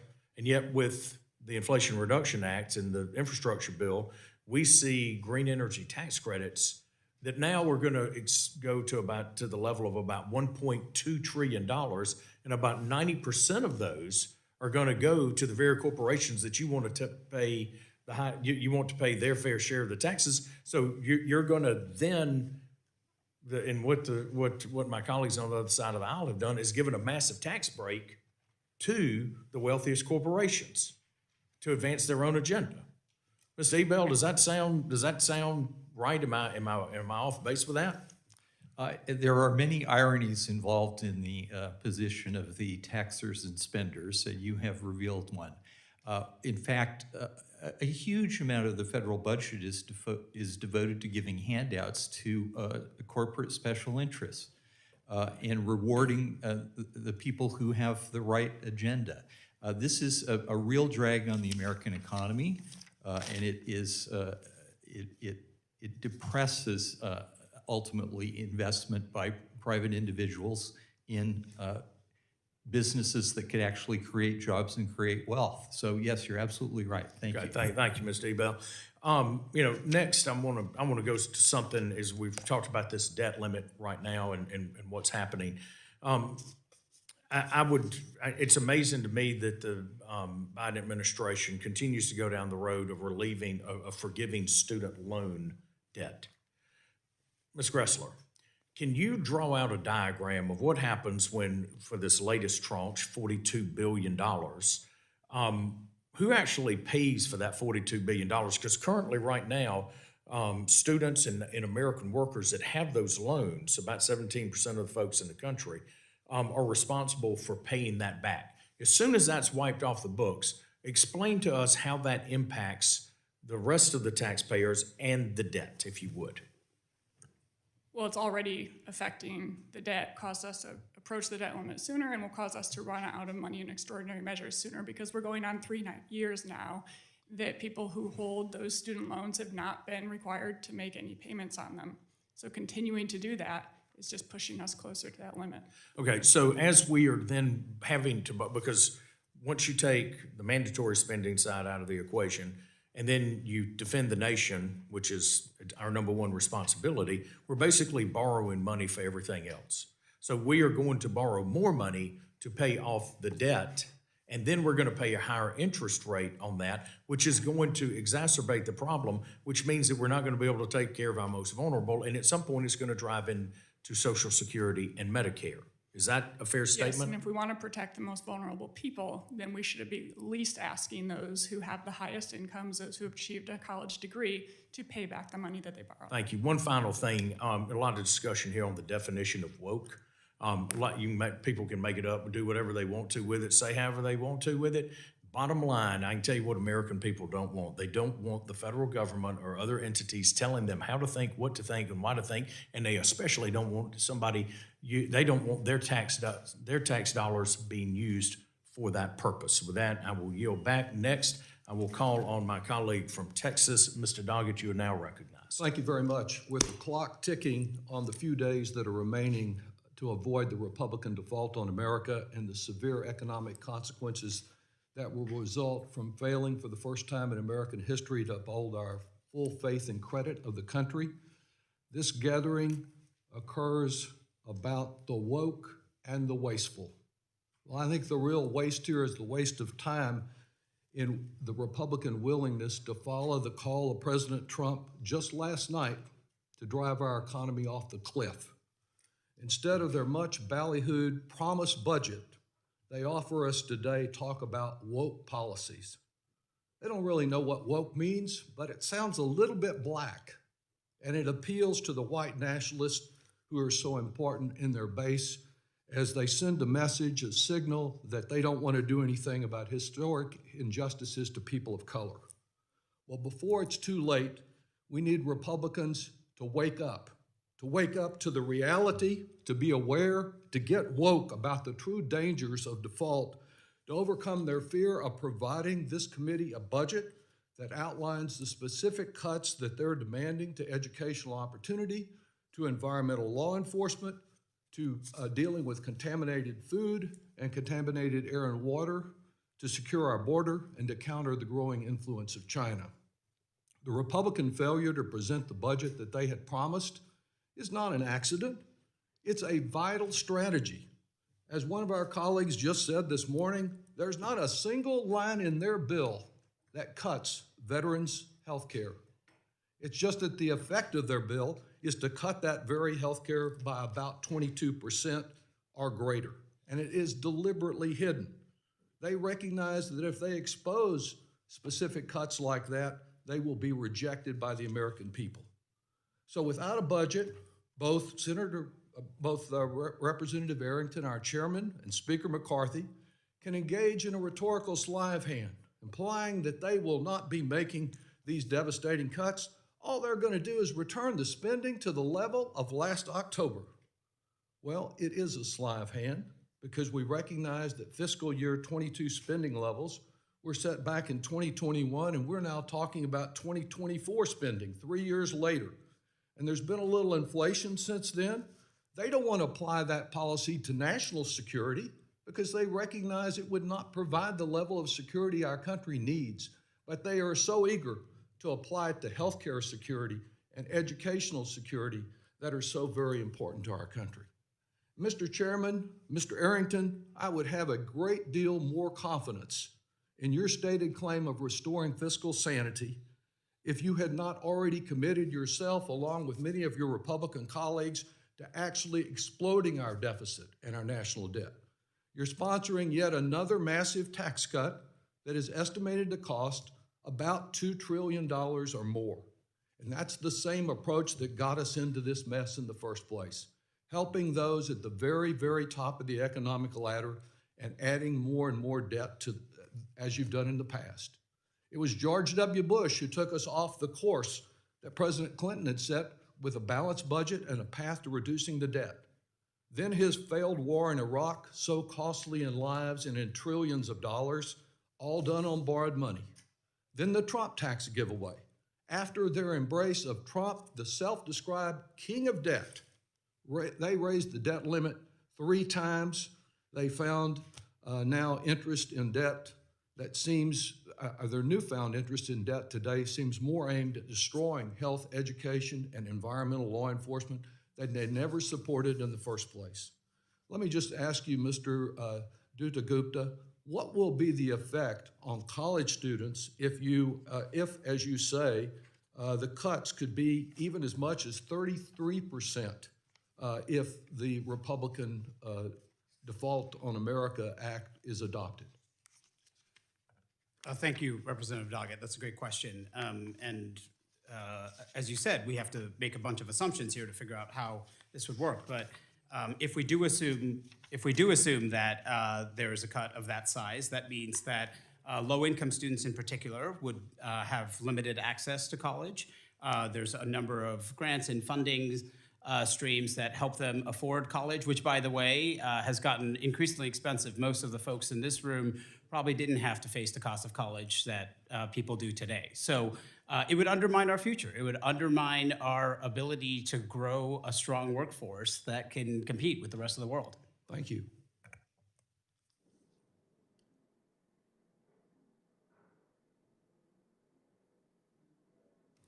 I'm 10 seconds away from seizing power, so.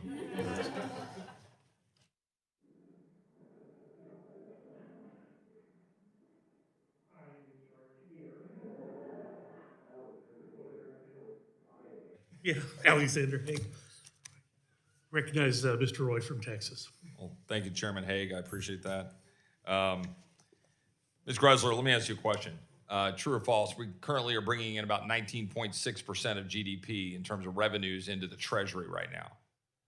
Correct. So this idea that somehow that the tax problem is the problem is completely absurd, correct? Yes, historical levels of revenue are actually lower, 2 percentage points lower than we're bringing in now. And right now we are at levels that are basically have only been matched 2 other times in history, World War II and in 2000 right after the dot-com explosion, correct? Correct. In other words, it is a complete lie to say that tax policy is causing the problem that we have with respect to deficit spending right now. Rather, it is a spending problem. True? Correct. Taxes are significantly higher. It's the problem that spending is about 5 percentage points higher than GDP than typical, 25% versus a little over 20%. Correct. And the reason we're having the hearing we're having today is because we have an explosion of the federal bureaucracy, a bureaucracy that is at odds with the well-being of the American people by empowering bureaucrats to go after them. For example, putting a man in prison for building ponds on his ranch in a state in West Texas. Is that not, in the Western United States. Is that not right, Ms. Ignostin? Yes, I think the problem is when the size of government gets bigger and we're talking about American exceptionalism, that has been because typically America's taken less from individuals and businesses. Right, and Ms. Ignostin, is that correct about what's happened to this man who went to jail because of what happened out there with the EPA? I'm not familiar with that. Right, sorry. Yes, that's correct, Mr. Rory. Right. Okay, and so we've got the Secretary Yellen calling president's budget a fiscally responsible proposal and said Republicans want to focus on cutting spending. Yes, guilty. We'd like to cut spending. Year one, our bill would cut the deficit in year one by over $1 trillion, yet President Biden's budget would increase spending next year by $500 billion to $6.8 trillion and increase the deficit by $300 billion. 10 years, our bill would cut the deficit by $4.8 trillion. The president's budget reduces the deficit by hiking taxes by $4.7 trillion, causing out-year decreases in spending through taxes. Yellen says our spending reforms are draconian. We are simply cutting top-line discretionary spendings to 2022 levels. And if we do that, we can keep our non-defense discretionary at the same level as that MAGA extremist Barack Obama proposed for FY24 in his final budget. Literally the same as that MAGA extremist Barack Obama. You know, that draconian pre-COVID bureaucracy, that pillar of efficiency and effectiveness of bureaucracy before COVID. If we return the spending to that somehow is going to leave the American people without the ability to function. Completely and patently absurd. Leveling charges of cuts against VA is a page out of the Democratic playbook we've all seen far too well, where they want to scare the American people, say that somehow these great experts in Washington, if they don't come to their defense, that they are going to starve on the streets. But the fact of the matter is, the American people prosper best when the federal government's woke bureaucracy, weaponized bureaucracy, wasteful bureaucracy gets the hell out of the way of the American people. What I would say is that the most egregious problem with my colleagues on the other side of the aisle is that they say that our plan will hurt the poor and minorities. But is it not true that we repeal Biden's $80 billion IRS expansion, the IRS which the New York Times reported? I would ask Mr. Duda Gupta, do you not agree that the New York Times reported that black taxpayers are at least 3 times as likely to be audited by the Internal Revenue Service as other taxpayers? Do you know that the New York Times reported that, yes or no? Yeah, absolutely. And more IRS resources would let them redirect the focus to the bigger tax gap from S corporations and partnerships. Reclaiming my time, that CBS, the IRS audits the poor at 5 times the rate of everyone else, as the analysis finds. The fact of the matter is, it's absurd, the attacks on our responsible effort that the president is ignoring. The rich, Biden claims that we want to cut spending so we can, quote, cut taxes for the rich. But is it not true, Mr. Abel, that 78% of the electric vehicle tax credits that claimed by the filers making $100,000 or more per year, and we repeal that, a tax for the rich, true? Yes, Representative Roy. The problem with the subsidies is that they go to people who already own 2 or 3 vehicles, and they want another one because it's fashionable. And that 90% of the green energy tax subsidies, which we repeal, go to corporations that make over $1 billion per year, not to mention Chinese companies. True? I believe that's true, yes. Right. This is the truth. The American people know it. Our Democratic colleagues passed the biggest giveaway to the rich that we've seen in years last August in the so-called Inflation Reduction Act. They are the party for wealthy corporations and elites. We are the party for hardworking Americans. We're trying to get the government out of the way to improve their lives, and that's what we're going to do despite Biden's resistance. Gentleman from California, Mr. Panetta, for 5 minutes. Great. Thank you, Mr. Chairman. I admit a part of this hearing I appreciate because it is on an issue that is important to me, and that's obviously improving the functioning of our government bureaucracy. I think all of us, I don't care what side of the aisle that you're on, all of us want to make the federal government work for our constituents. Now, I think we can also all admit that there are numerous examples where our bureaucracy is wasteful and duplicative, and yes, can be better streamlined. For example, I was pleased that this administration put out a permitting reform objective to get infrastructure and energy projects built faster and give taxpayers more bang for their buck, and believe we must work together on this front. Now, we have to have serious conversations. Of course, we can be serious about spending, and yes, we need to be serious about revenues as well. And we can start by marking up a budget resolution in this committee. I was critical of my own party's failure to do this, and I won't let this majority off the hook either. Now, I hope we can get some real discussion about how to improve our bureaucracy, and of course, like I said, make the federal government work for our constituents. Now, there are areas in which we can reduce waste. The Government Accountability Office releases a report annually highlighting opportunities to reduce fragmentation, overlap, and duplication in federal programs, as well as chances to save money and increase revenue. The GAO has found that tens of billions of dollars can be saved if we took actions to reduce fragmentation and duplication. To the government's credit, agencies have taken GAO's recommendations to save additional funding. Now, many of the GAO's recommendations include investments in programs to improve the administration, service, and track overpayments, but note that in some of these cases, spending money actually reduces cost. Mr. Duda Gupta, are there areas where a little more investment can make a program work better and more efficiently? Absolutely, Representative Panetta, and in fact, one of the things that's missed by the focus on improper payments is how many people who could benefit from a program also don't access them. So we can do a lot better. And I'll just note that there is a lot of government spending that absolutely has a return on investment for American taxpayers. That includes especially the American Rescue Plan's child tax credit expansion, which has a 9-to-1 return on investment, which if we would talk about a business person or someone in the private sector, you wouldn't hesitate to make a virtually guaranteed 9-to-1 return on investment. But we got to get those programs back. We lost some of those, and make sure that everyone gets them so we could make programs a lot more effective and efficient. Great. Mr. Dutta-Gupta, I had some constituents in my office yesterday, and they have been having a difficult time dealing with one of our favorite bureaucracies, the FAA. And what they noticed is that there's been sort of a brain drain at the FAA, in that basically there is sort of high turnover causing a major slowdown in their aircraft certifications. And what we're seeing is that more experienced staffers are replaced with less experienced staffers. In other cases, they have to get up to speed on a project all over again, wasting the efforts of the previous staffer. Heck, I've seen this not just with the FAA, but the Army Corps of Engineers as well. So the issue, like I said, isn't limited to one bureaucracy, and it can impact agencies that serve people in every part of government. So what can we do to ensure that we have well-staffed agencies that work effectively and efficiently, and like I said, help make the federal government work for our constituents, Mr. Dutta-Gupta? Yeah, there's a lot we can do, and there are other agencies, as you pointed out, including the Social Security Administration, which is struggling with workload as our population ages and needs human beings to interact with to get their benefits.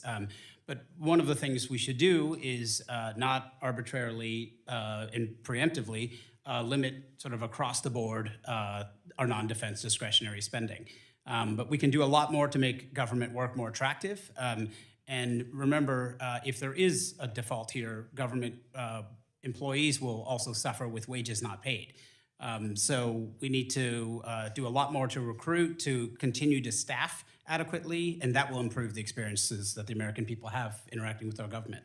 Let's hope so. Thank you. I appreciate that, and I yield back. Chair thanks the gentleman. Gentleman yields back. Chair recognizes the gentleman from Indiana for 5 minutes. Thank you, Mr. Chairman, and thank you to our witnesses for being here today. Our job in the federal government is to protect taxpayer dollars and ensure that they are used responsibly and effectively. But President Biden seems to have lost sight of that fact. The fact that every single dollar that is spent by the government is a dollar that was taken from the American people through taxes.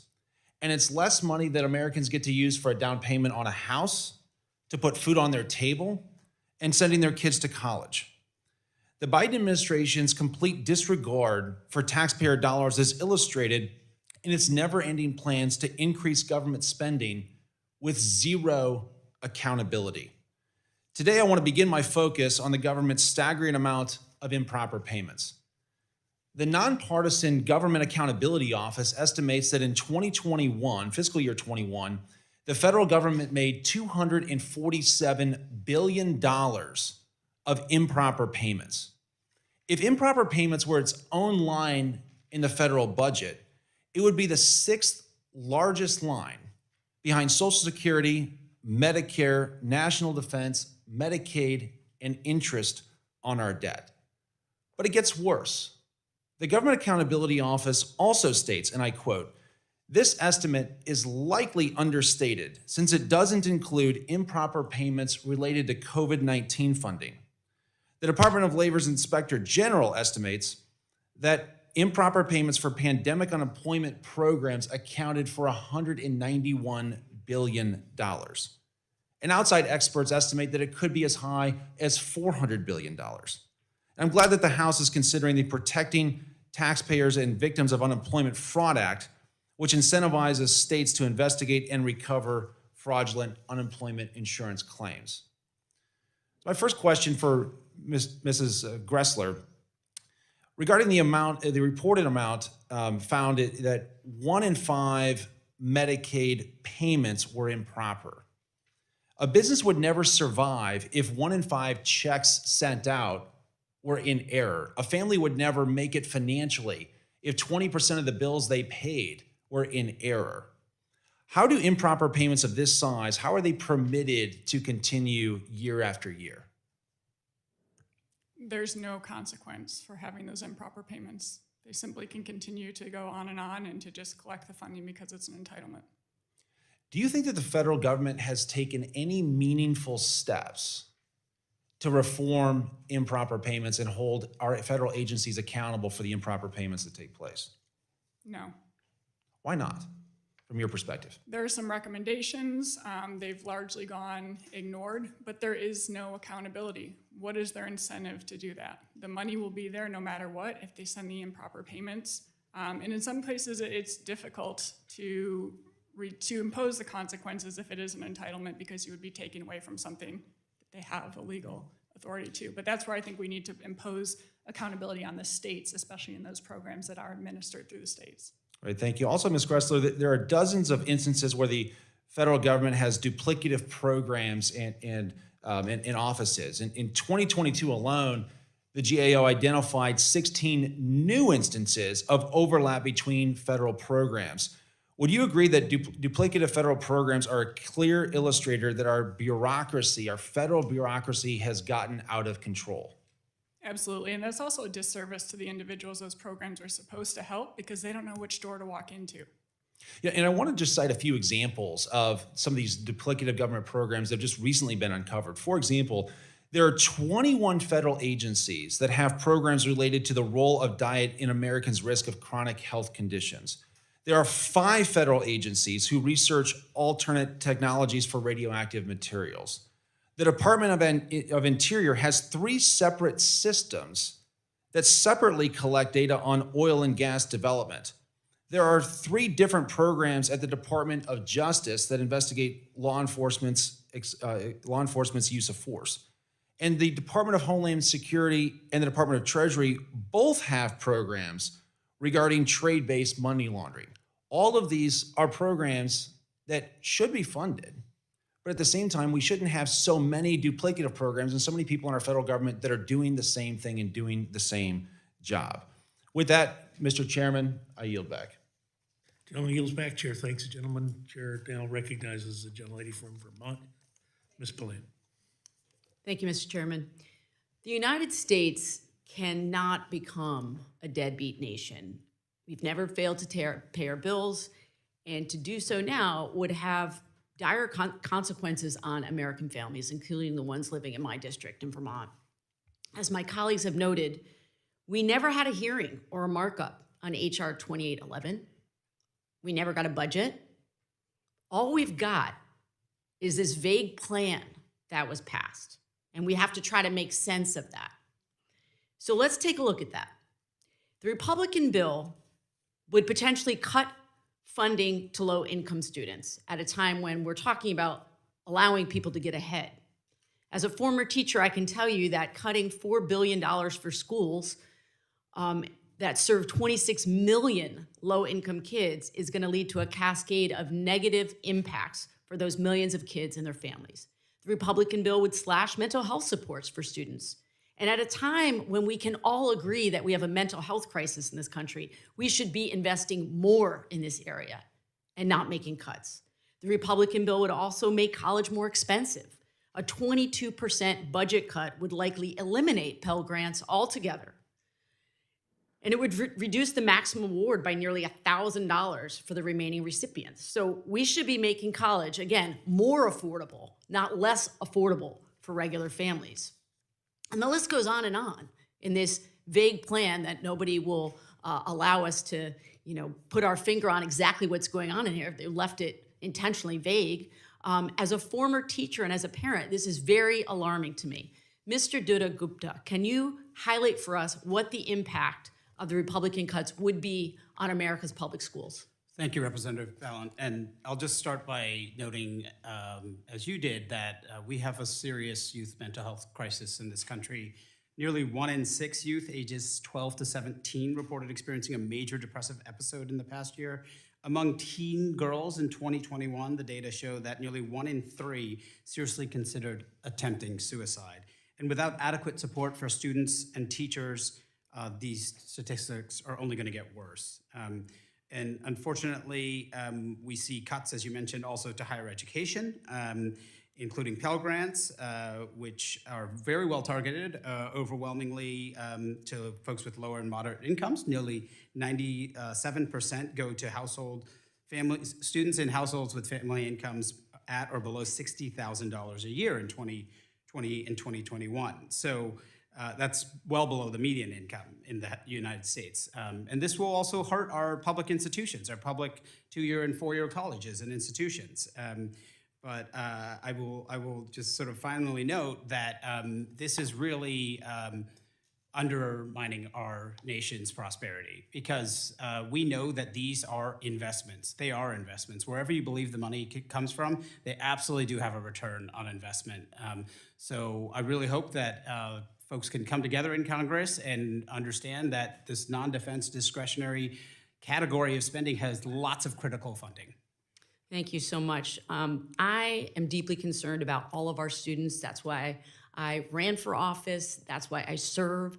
And again, I will stress about all of our students. I just want to mention something that is deeply troubling to me. A Republican witness earlier noted a few federal programs that support LGBTQ people, including kids. And as a member of that community, it's really disappointing to me that my Republican colleagues seem to delight in attacking the LGBTQ people and their families and blaming us for all things, including now, it turns out, the deficit.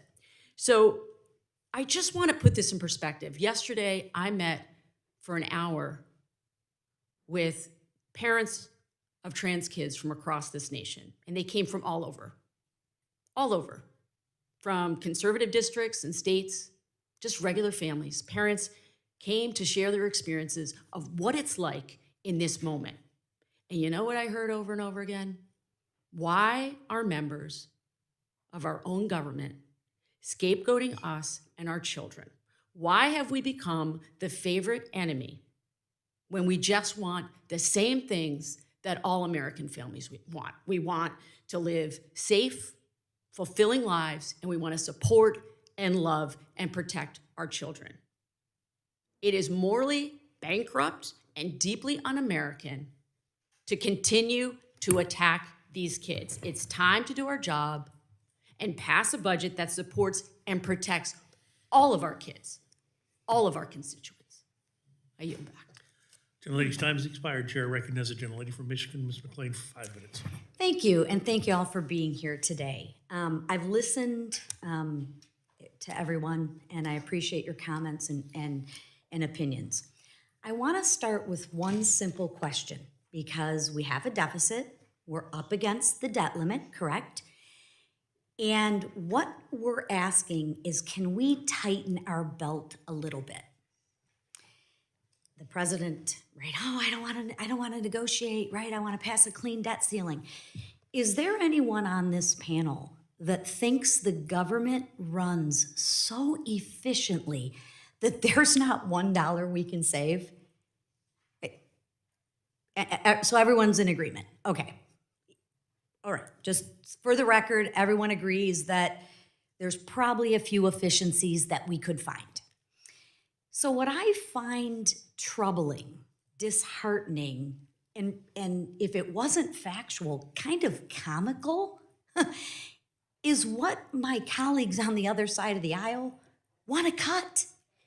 The fear-mongering is hilarious if it wasn't true. So one of my colleagues, Appropriations Ranking Member Rosa DeLoria, sent a letter to the agencies, right? Asking them what cuts would look like in their department, right? Okay, so let me use my family. Hey, my husband comes home. Hey, Lisa, we're way over maxed out on our credit cards. We have got to make some cuts. What I say is, you know what? Okay, great. I have 4 kids. I'm just not feeding them. Now, I'm still getting my nails done. I'm still going to the gym. And my God, I am not discontinuing my wine subscription. The kids, they cannot eat.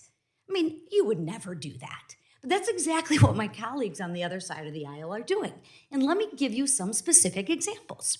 So, the Ag Secretary, Tom Visilak, said we would cut $1.4 billion of cuts to WIC. That's where your priority is?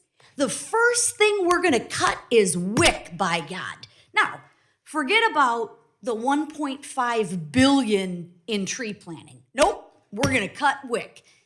We're saving those trees. Okay, let me give you another one. Secretary Buttigieg, who's just done a phenomenal job, and I say that with quite sarcasm, says, if this budget that the Republicans pass, here's what we would cut. FAA, $2.6 billion in air traffic controllers. That's the first thing we're gonna cut. Because, anybody who's flown, everything's on time and nothing runs late, right? That's the first thing we're gonna cut. Well, I have another idea. Instead of cutting my food, I would go to maybe, let's say, $1.9 billion that the FAA spends on heat island hotspots. Not sure what that is. Or gaps in tree canopy coverage. So let's put people at risk, but let's make sure we protect regional greenways. Not sure what that is. My point here is if you truly want to care about the American people and truly want to get your fiscal house in order so we can actually protect American citizens, actually protect our most needy, actually protect our most children, stop with the fear-mongering.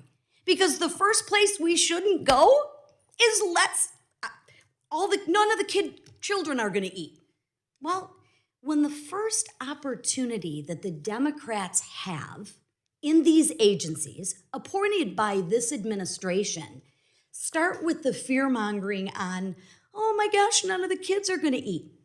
What I would suggest is why don't we let the children eat and maybe plant a few less trees. I'm not saying trees aren't important, but if you ask me, do I care about the children eating, especially the underprivileged children, or planting trees? I'm gonna tell you what I'm gonna pick every day of the week and twice on Tuesday. I'm not gonna start with the kids. So I'm curious, is that where you all would start?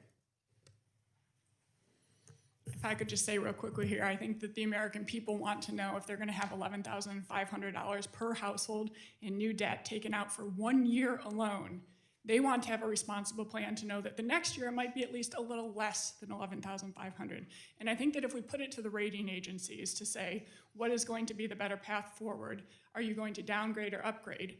That they would pick a plan that is responsible and sets at least modest limits over something that is just clean debt limit increase. Do you think it makes a difference if it's your money or other people's money? Absolutely. Because I find it interesting that these agencies, the first thing they do is attack the most vulnerable. I find that very disheartening. And I don't know why they do it. I really don't, other than fear-mongering. And if we want to get back to some serious talk and budget negotiations so we can provide for the next generation, we have to have some honest talks. And that's where I think we're at. You can't say, oh my gosh, we're gonna cut veterans' benefits by 22%. Where in the plan does it say that? I can't point to one line, not one line. Yet that's the first place we should go. Maybe. The gentlelady should conclude. Thank you, sir. Gentlelady's time has expired. Chair now recognizes the gentleman from Virginia, Mr. Scott. Thank you, Mr. Chairman. A couple of comments about some things that have been said. First of all, the Trump tax cut led to economic development. First of all, the Trump tax cut led to a disaster at the end of the Trump administration. The American Rescue Plan came in, and that's when the jobs came back. And I get tired of being lectured by Republicans on the budget deficit. This chart shows that every presidential administration Democratic administration since Kennedy left for their Republican successors a better deficit situation than they inherited, and every Republican presidential administration since Nixon left for their Democrats a worse deficit situation than they inherited, all without exception. Trump was on the way to doing that before the pandemic, and President Biden has already improved the budget since then. Now, Mr. Duda-Gupta, you started to answer a question about why there was a discrepancy on who gets audited by taxes, and I think you were going to say that they don't have the money to actually go after wealthy people, and that's what the money can be used for. Is that right? That's right. Right now, it's too easy and encouraged for the IRS to go after the poorest people, including communities of color, when they need a much stronger staffing and almost an army to go up against the armies that wealthy corporations who are responsible for most of our tax gap, by the way, meaning taxes owed that are not paid. Now, people are trying to make this a spending problem. Where would we be if there had not been a Bush and Trump tax cuts? If they had not passed, where would we be on this budget chart? Yeah, we'd be, including the Bush tax cut extensions, $10 trillion better off. $10 trillion better off. Would be back to the Clinton days where we'd be almost in surplus. Is that right? Yeah. But for the tax cuts. Now, you mentioned on this thread on the debt ceiling that the interest rates might go up. What does that mean to mortgages? Yeah, it makes much less affordable for people to own homes, start businesses. Like a $200,000 mortgage, 1% would be $2,000 extra every year. Yeah. For each percentage we go up, car notes, credit cards. What would that mean for a 30-some trillion dollar debt per percent? What would it cost the budget? What would it cost the budget if the debt? If the interest rates go up 1%? Yes, that's a major driver of increasing debt service costs, actually. So it could be so $300 billion. $300 billion yeah. per percent. So if it goes up 2 or 3%, you're into 6, 9, maybe $1 trillion worth of additional interest because they're fooling with the debt ceiling. We've heard a lot about these vague, illusory cuts. Everybody's talking about it in general. I think it's been pointed out that veterans, there's no specific cut for veterans. There's no specific cut for anything. As a matter of fact, every time you say something's going to get cut, we're not going to cut that. Do you cut the budget in general, or do you actually have to cut something? And we haven't heard any specific target of any meaningful. I mean, the 1% increase in interest will take place because of the debt ceiling fiasco. Could it be $300 billion? We've heard a couple of $100 million here and $1 billion here. They're not even going to be able to cover the debt service that they cause unless they start getting specific and talk about a budget. Is that right? Yes, and the data that have been discussed are across the board. It's not where the agency said they would go first. It's assuming across the board cuts. And if you protect Social Security, Medicare, defense, veterans, what do you have to do to the others? You get close to having to eliminate the rest. Let me ask Ms.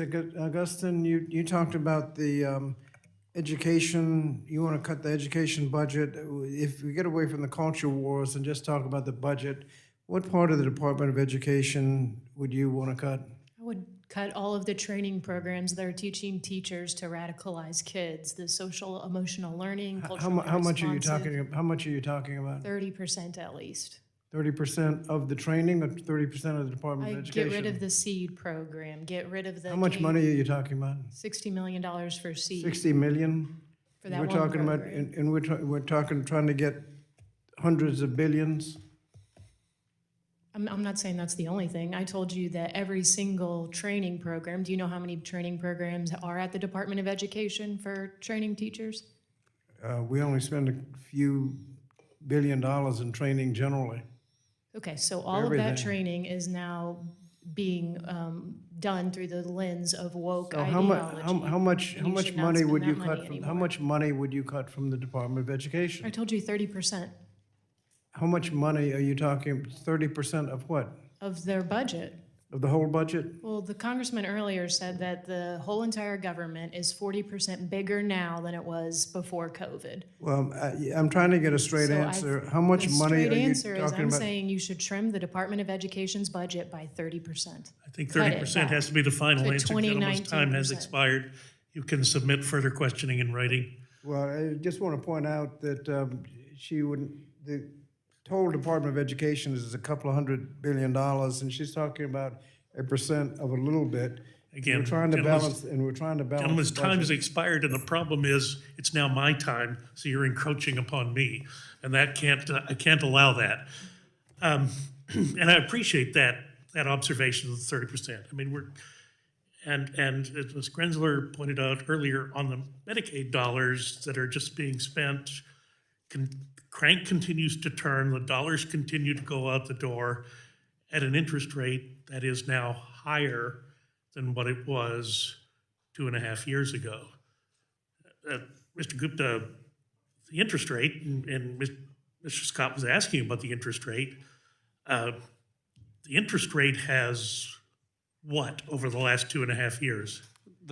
Due to the Federal Reserve actions, has risen significantly. Yes, and the Federal Reserve action was in response to what, Mr. Abel? Inflation. Well, and as a result of federal spending. Oh, yes. Which is what we're here talking about today. Look, and I know this ground has all been covered extensively. I did want to ask Ms. Grenzler, we're right at the end of the public health emergency, thank God. It's going to end midnight tonight. A figure that I'm hearing is that 18 million people will lose Medicaid tomorrow morning. Is that accurate? I haven't seen that, and I don't know any reason why they would lose their coverage. Yeah, and that's just it. These numbers get inflated and socialized, they're repeated until they're just now derived as fact when, as you've pointed out on several occasions this morning, that the purported cuts to veterans, for example, purported cuts to other healthcare programs, in fact, are not what has been included in the Limit, Save, and Grow Act. Is that correct?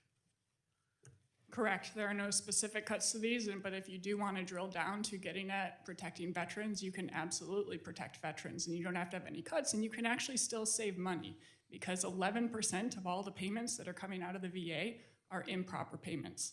One of their programs has an 80% improper payment rate. You're paying 5 times as much for long-term care services as veterans as you need to be. So you can save money and still provide quality care. And every dollar that's not well spent in the program deprives some other veteran of a service that they may need or increases their time on a waiting list. Is that not correct? Correct. Mr. Abel, let me ask you a question. Title 42 is in all the news. There's a different Title 42. In the HHS had developed a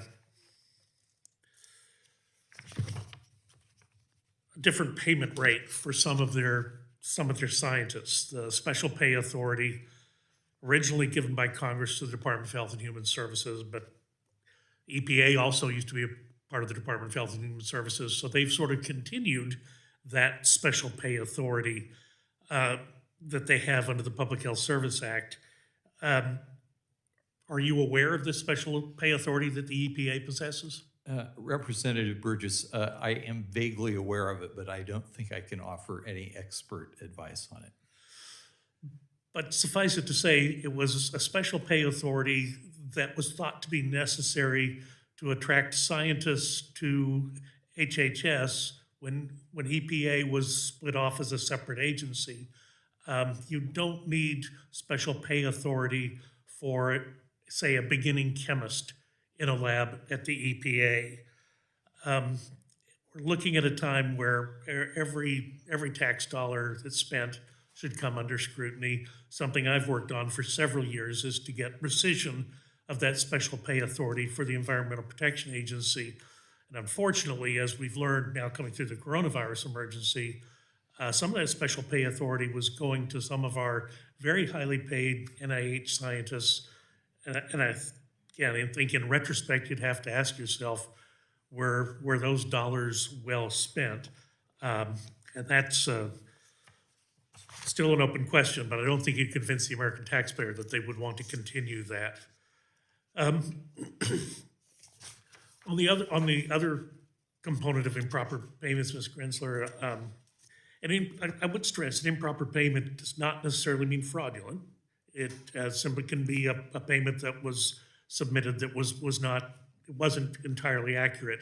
But Medicaid stands out as one of those where the improper payment rate is strikingly above the overall average of improper payments in the federal government. Is that not correct?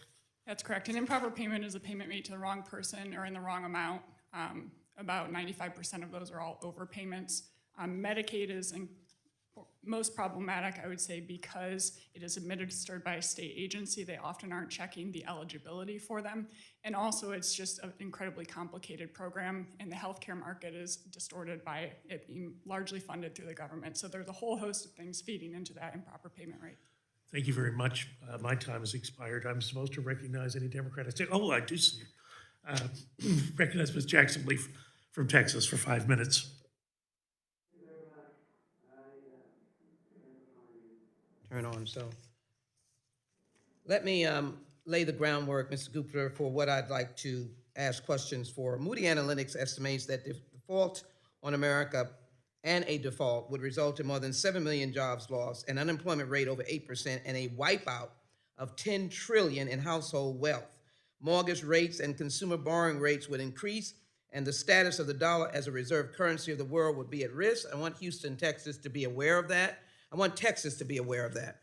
In addition, if we had a default, after talking about Democrats and their support of law enforcement, these Republicans will in fact cut the Department of Justice over $8 billion and threaten 30,000 law enforcement. That's a threat to public safety, which I'd like to put on the record. And we know that the Default on America bill has a threat. It has a trigger. It says that we'll give you a dime, $1.5 trillion in debt, raising the debt, and then we got to come back again for whenever we meet that, or it gets, or maybe March. So we're just playing daggers with the working families of America, just daggers. We're just shooting them in the foot and many people in the heart. Texas, for example, 1.6 million families in Texas get SNAP, and the roughly 5.746 million Medicaid would face a mountain of paperwork, which in essence would weed out vulnerable children, which is what we need to be aware of. Let me tell my fellow Texans, deny 1,100 Texans admission to opioid treatment. If you talk about raising the mental health crisis or even crime, that's your pathway. Jeopardize air safety by shutting down at least 24 air traffic control towers in Texas. I represent Bush Intercontinental in Houston. Estimate 27,400 preschool children and child care slots going immediately. I remember during the pandemic, standing in front of child care centers, begging for resources as parents were desperate to be able to find places for their children who are out of school. Strip food assistance from 994,000 Texas, 855,000, threatening 855,000 Texans with restrictions. Making college more expensive for 587,900 Texans, raising housing costs in an already oversaturated market where people can't find housing for 40,000 Texans.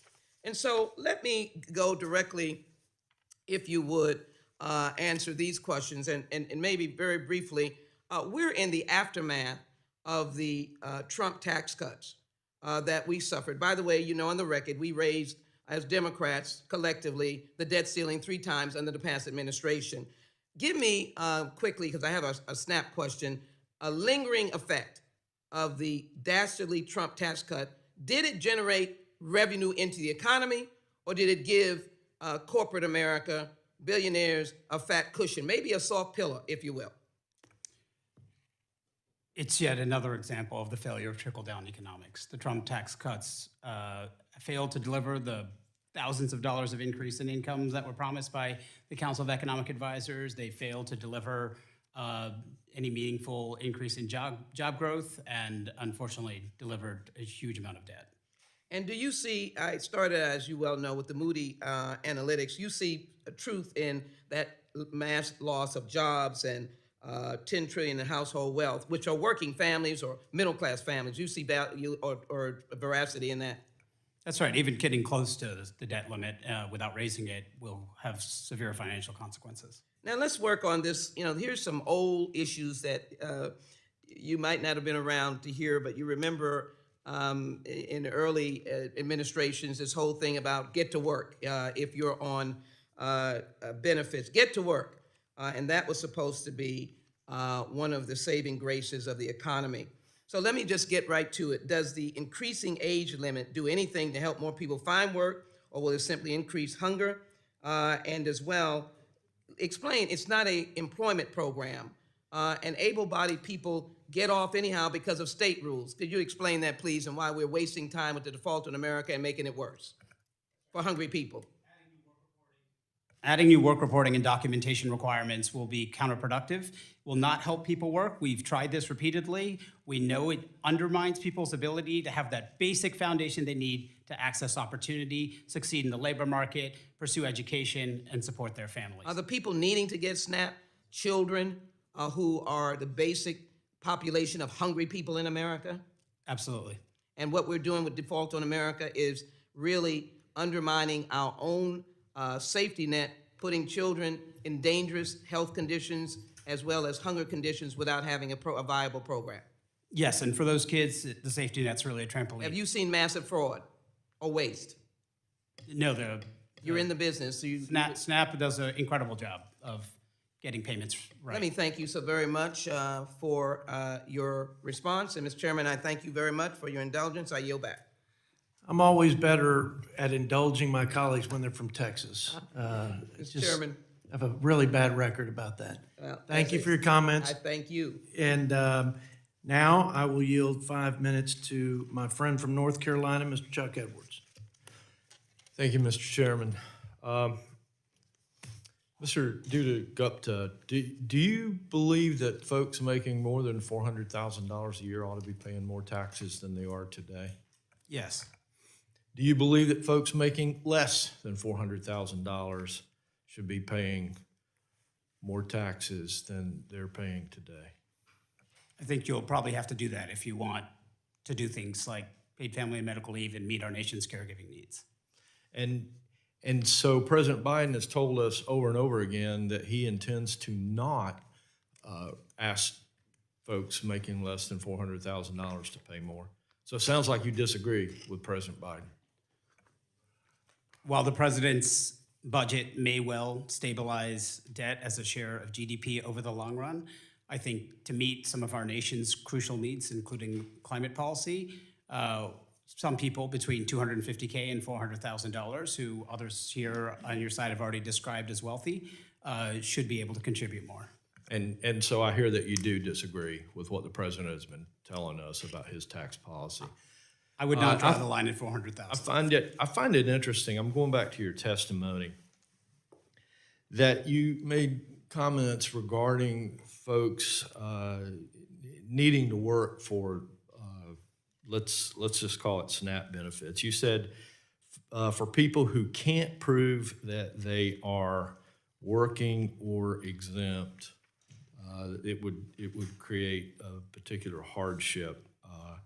And you go on to say that many people might even lose benefits, even though they are working or should qualify, but then they fail to keep up with paperwork requirements. Are you familiar with what those paperwork requirements are? Yes, and in Arkansas, when they tried this for Medicaid, it bumped off so many people who actually were complying that Arkansas itself is now acknowledging that they failed. And so how often would someone have to complete paperwork to qualify for these benefits? That can vary. Monthly? The benefits can be to document work. The benefits are established monthly, are they not? Many benefits are established monthly. Yeah, Yeah. and some you can get a tranche. And so the answer to my question is monthly. Do you realize that folks that are working and raising their families and paying to feed their families today have to be involved in some activity? Plumbers are underneath houses working on fixtures and piping. Bricklayers are out all day. They're working with their hands, often in the sunshine. Welders have to do something all day to provide for their families. Factory workers have to be on a production line all day. And you're trying to tell this committee that for folks to receive benefits, it's a hardship for them to complete paperwork once a month. I'm not sure that I understand that. Yeah, they're often line of struggling with reasoning. substance use challenges, with violence, lots of challenges that maybe you or I are not facing. And the way that these systems are created, Thank you. make And it so, hard. and so you recognize that what we have in the Limit, Save, and Grow Act is that able-bodied, childless adults should work for their benefits. And you're trying to tell this committee that you don't believe that they should work for The research shows that it's precisely giving the benefits that can often help them work, help their families do better. So people need health care, they need food to be able to succeed in the labor market. So filling out a form once a month seems to be It's much harder than that. A real hardship. And often rejected for inappropriate reasons. All right. Thank you for that. Ms. Grasler, thanks so much for being with us today. I appreciated hearing your testimony. We've seen President Biden promise time and time again that the middle-class families making less than $400,000 per year, wouldn't be affected by proposed tax hikes. And yet he is allowing the Trump-era tax cuts to expire. The numbers that I've read say that means families will be paying even less than $250,000, will be paying maybe $2,000 more per year. And I don't believe that this boils down to pure tax policy for this administration. It's the latest trend in policies with an ideological bend. In your view, does the Biden administration's $400,000 number send a message to Americans that at the end of the day, it doesn't pay to succeed? I think it does, but more importantly, that $400,000 figure is not possible if you want to fund everything that the Biden administration wants to. And we've had statistics done at the Heritage Foundation that show you could confiscate every single dollar of somebody earning over $200,000, and you would still not pay for half of the left's agenda. Thank you, Mr. Chair. I see my time has expired, so I yield. I thank the gentleman from North Carolina, and now we'll yield 5 minutes to Ms. Espaillat from New York. Thank you, Mr. Chairman. Mister, I apologize. Yes. I don't want to be the subject of one of their testimonies.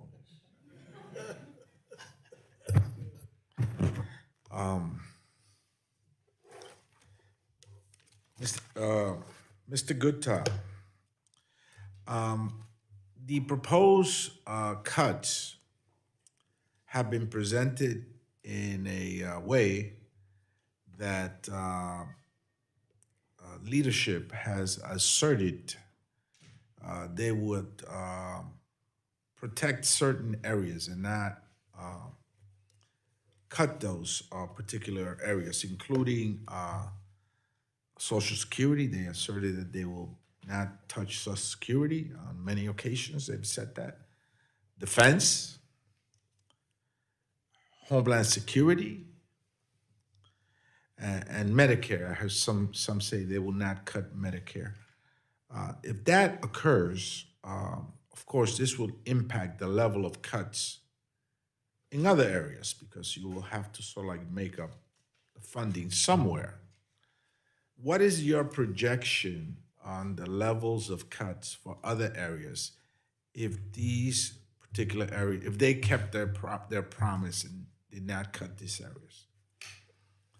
So a lot depends. It's intentionally vague, and that means we have to assume a few things. But if we assume veterans' medical care, which on the non-defense side is sort of the largest single item for appropriations, is protected, and we assume growth that we meet the needs of veterans, we see the similar growth that we've had in defense in recent years, you may have to eliminate virtually all that's left.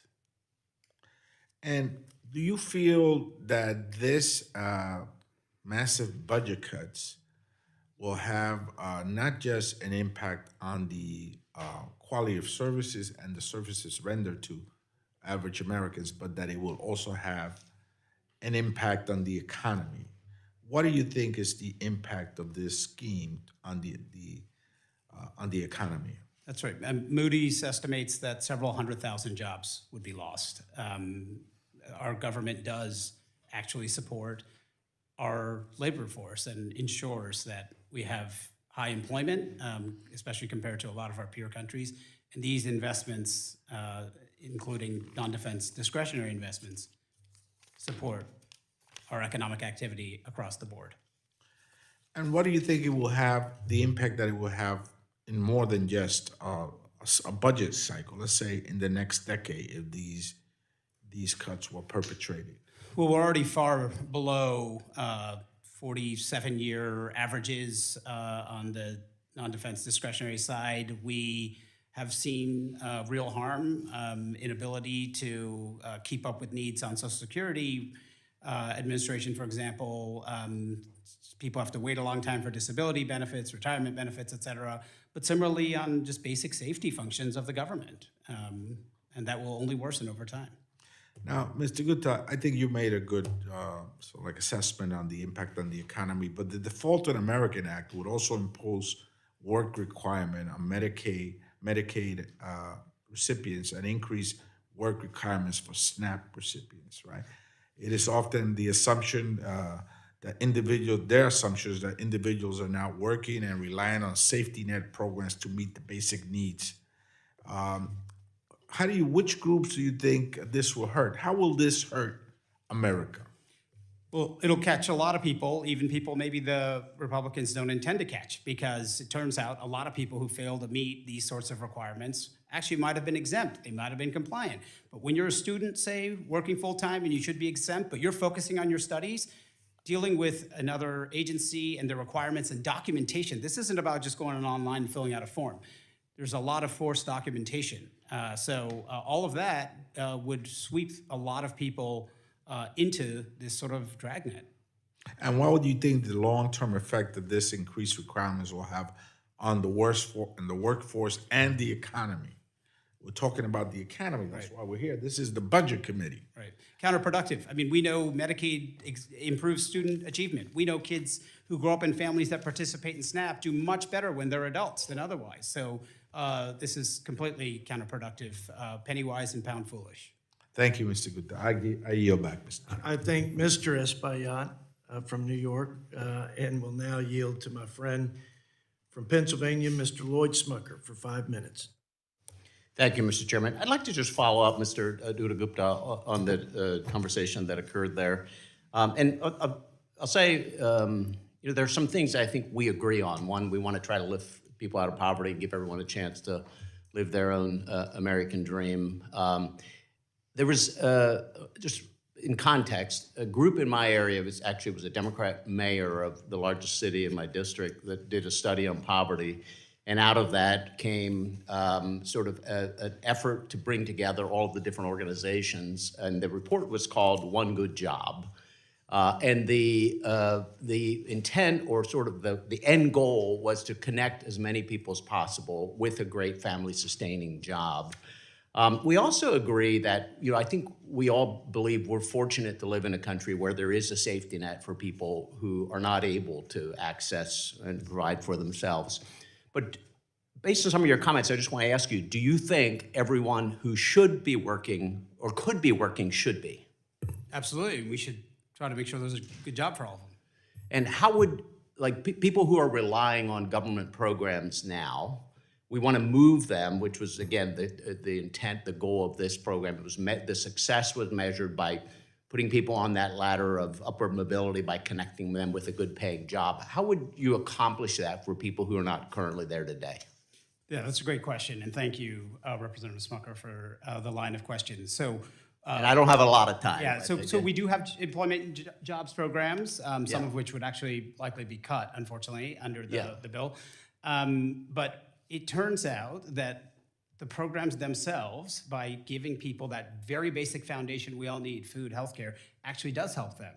We saw this with the child tax credit expansion. People spent money on things that help them do more, work more. More childcare, for example, would be a great way for us to promote more employment. And so I literally don't understand why you think that work requirements would work against that. Like, why would we not want to do everything we can to encourage people who can to take a job or to do everything they can to find a job? Why is that so bad? Yeah, it turns out it expands bureaucracy, red tape. It bumps a lot of people off benefits who shouldn't be bumped off, even under the rules. And it just adds a lot of stress and would create a lot more challenges for people who are just trying to have that basic foundation. It's much easier to find a job and do well when you're well-fed and you've got healthcare you need. You know, people who are accessing substance use disorder treatment, for example, they could lose that. I think that would help them get a job. I think your position misses the importance of incentives and of ensuring that we are trying to incentivize the right thing to help people access a good job. I want to get back. There's one other issue, Ms. Gressler. And I want to submit for the record, Mr. Chairman, if I may, CBO's April 2023 report titled Expired and Expiring Authorizations of Appropriations for Fiscal Year 2023. Without objection, so ordered. And let's see here. The House and Senate rules require that all spending in appropriations bills be authorized by law. But this particular report by CBO reports that 1.7 trillion in fiscal year 2023 in the omnibus included, the omnibus of 1.7 trillion included 510 billion in appropriations for unauthorized or expired programs. Is that any concern to you? Yes. Are you familiar with that? Yes, I think that's over 400 programs that are currently 428 programs, I think. Unauthorized or expiring, and that is Congress's job to make sure that they are funding only the programs that have been authorized and that are still supposed to be funded. There is the Unauthorized Spending Accountability Act of 2023. I don't even understand how we can today spend it, because very clearly House Rule 21 prohibits spending for unauthorized or expired programs, yet we spend $500 billion on this type of spending. Like, how is that happening, and what can we do to stop it? Well, it's happening because there's still funding being appropriated for them, even though they are not authorized. And so, as I mentioned, the Unauthorized Spending Accountability Act of 2023 would essentially expire all those unauthorized programs after 3 years if Congress doesn't explicitly reauthorize them and fund them. Do you think, as an individual member or members together, do you think we'd have an opportunity to object to unauthorized spending during consideration of appropriations bill? And if so, how would that be done? Yeah, I think not just an opportunity, but an obligation that funds should not be going to programs that are unauthorized. Yeah, thank you. Thank you, Mr. Chairman. Thank the gentleman from Pennsylvania and yield 5 minutes now to Ms. Wexton from Virginia. There you go. Thank you very much to witnesses for being here today. Federal workers are the backbone of our government and carry out important functions and services every day that keep our country running smoothly. It's unfortunate that my colleagues across the aisle hosting this hearing aimed at disparaging federal workforce during Public Service Recognition Week. What's worse than that are the cuts that they're considering. The proposal would be catastrophic for families across the country. It's designed to make it more difficult for federal employees to serve the American people, almost as if they don't want government to function effectively. Pediatric mental health. In the U.S., we're in the middle of a pediatric mental health crisis, and as a mother, I'm heartbroken that we're not doing more for our children. Proud to have fought for programs to help address the youth mental health crisis, including getting more mental health professionals in schools, studying the impact of social media on children's development and well-being, and the 988 suicide hotline. The proposed cuts threaten families' access to these crucial programs in the middle of a crisis. Mr. Gupta, how would decreased funding limit access to care for our kids and our families? How would this decrease funding that the Republicans are proposing in their budget? How would that limit the options for, how would that limit access to care for our kids and families, please? Yeah, it would be significant. We're already facing the end of the continuous coverage requirement in Medicaid because of the end of the public health emergency. We're expecting up to 15 million people to lose coverage. People need health insurance coverage to access the care and treatment that they need. And for young people and families, including those struggling with mental health challenges, it's often the only way that they can possibly be at their best. And I think that's what we all want. So they need that coverage. That is not being provided often in low-paid jobs, and it's not being provided through any other means than these public programs. Here. That's a great point. In some cases, they'd have to wait till it becomes an acute crisis, which is the worst possible outcome.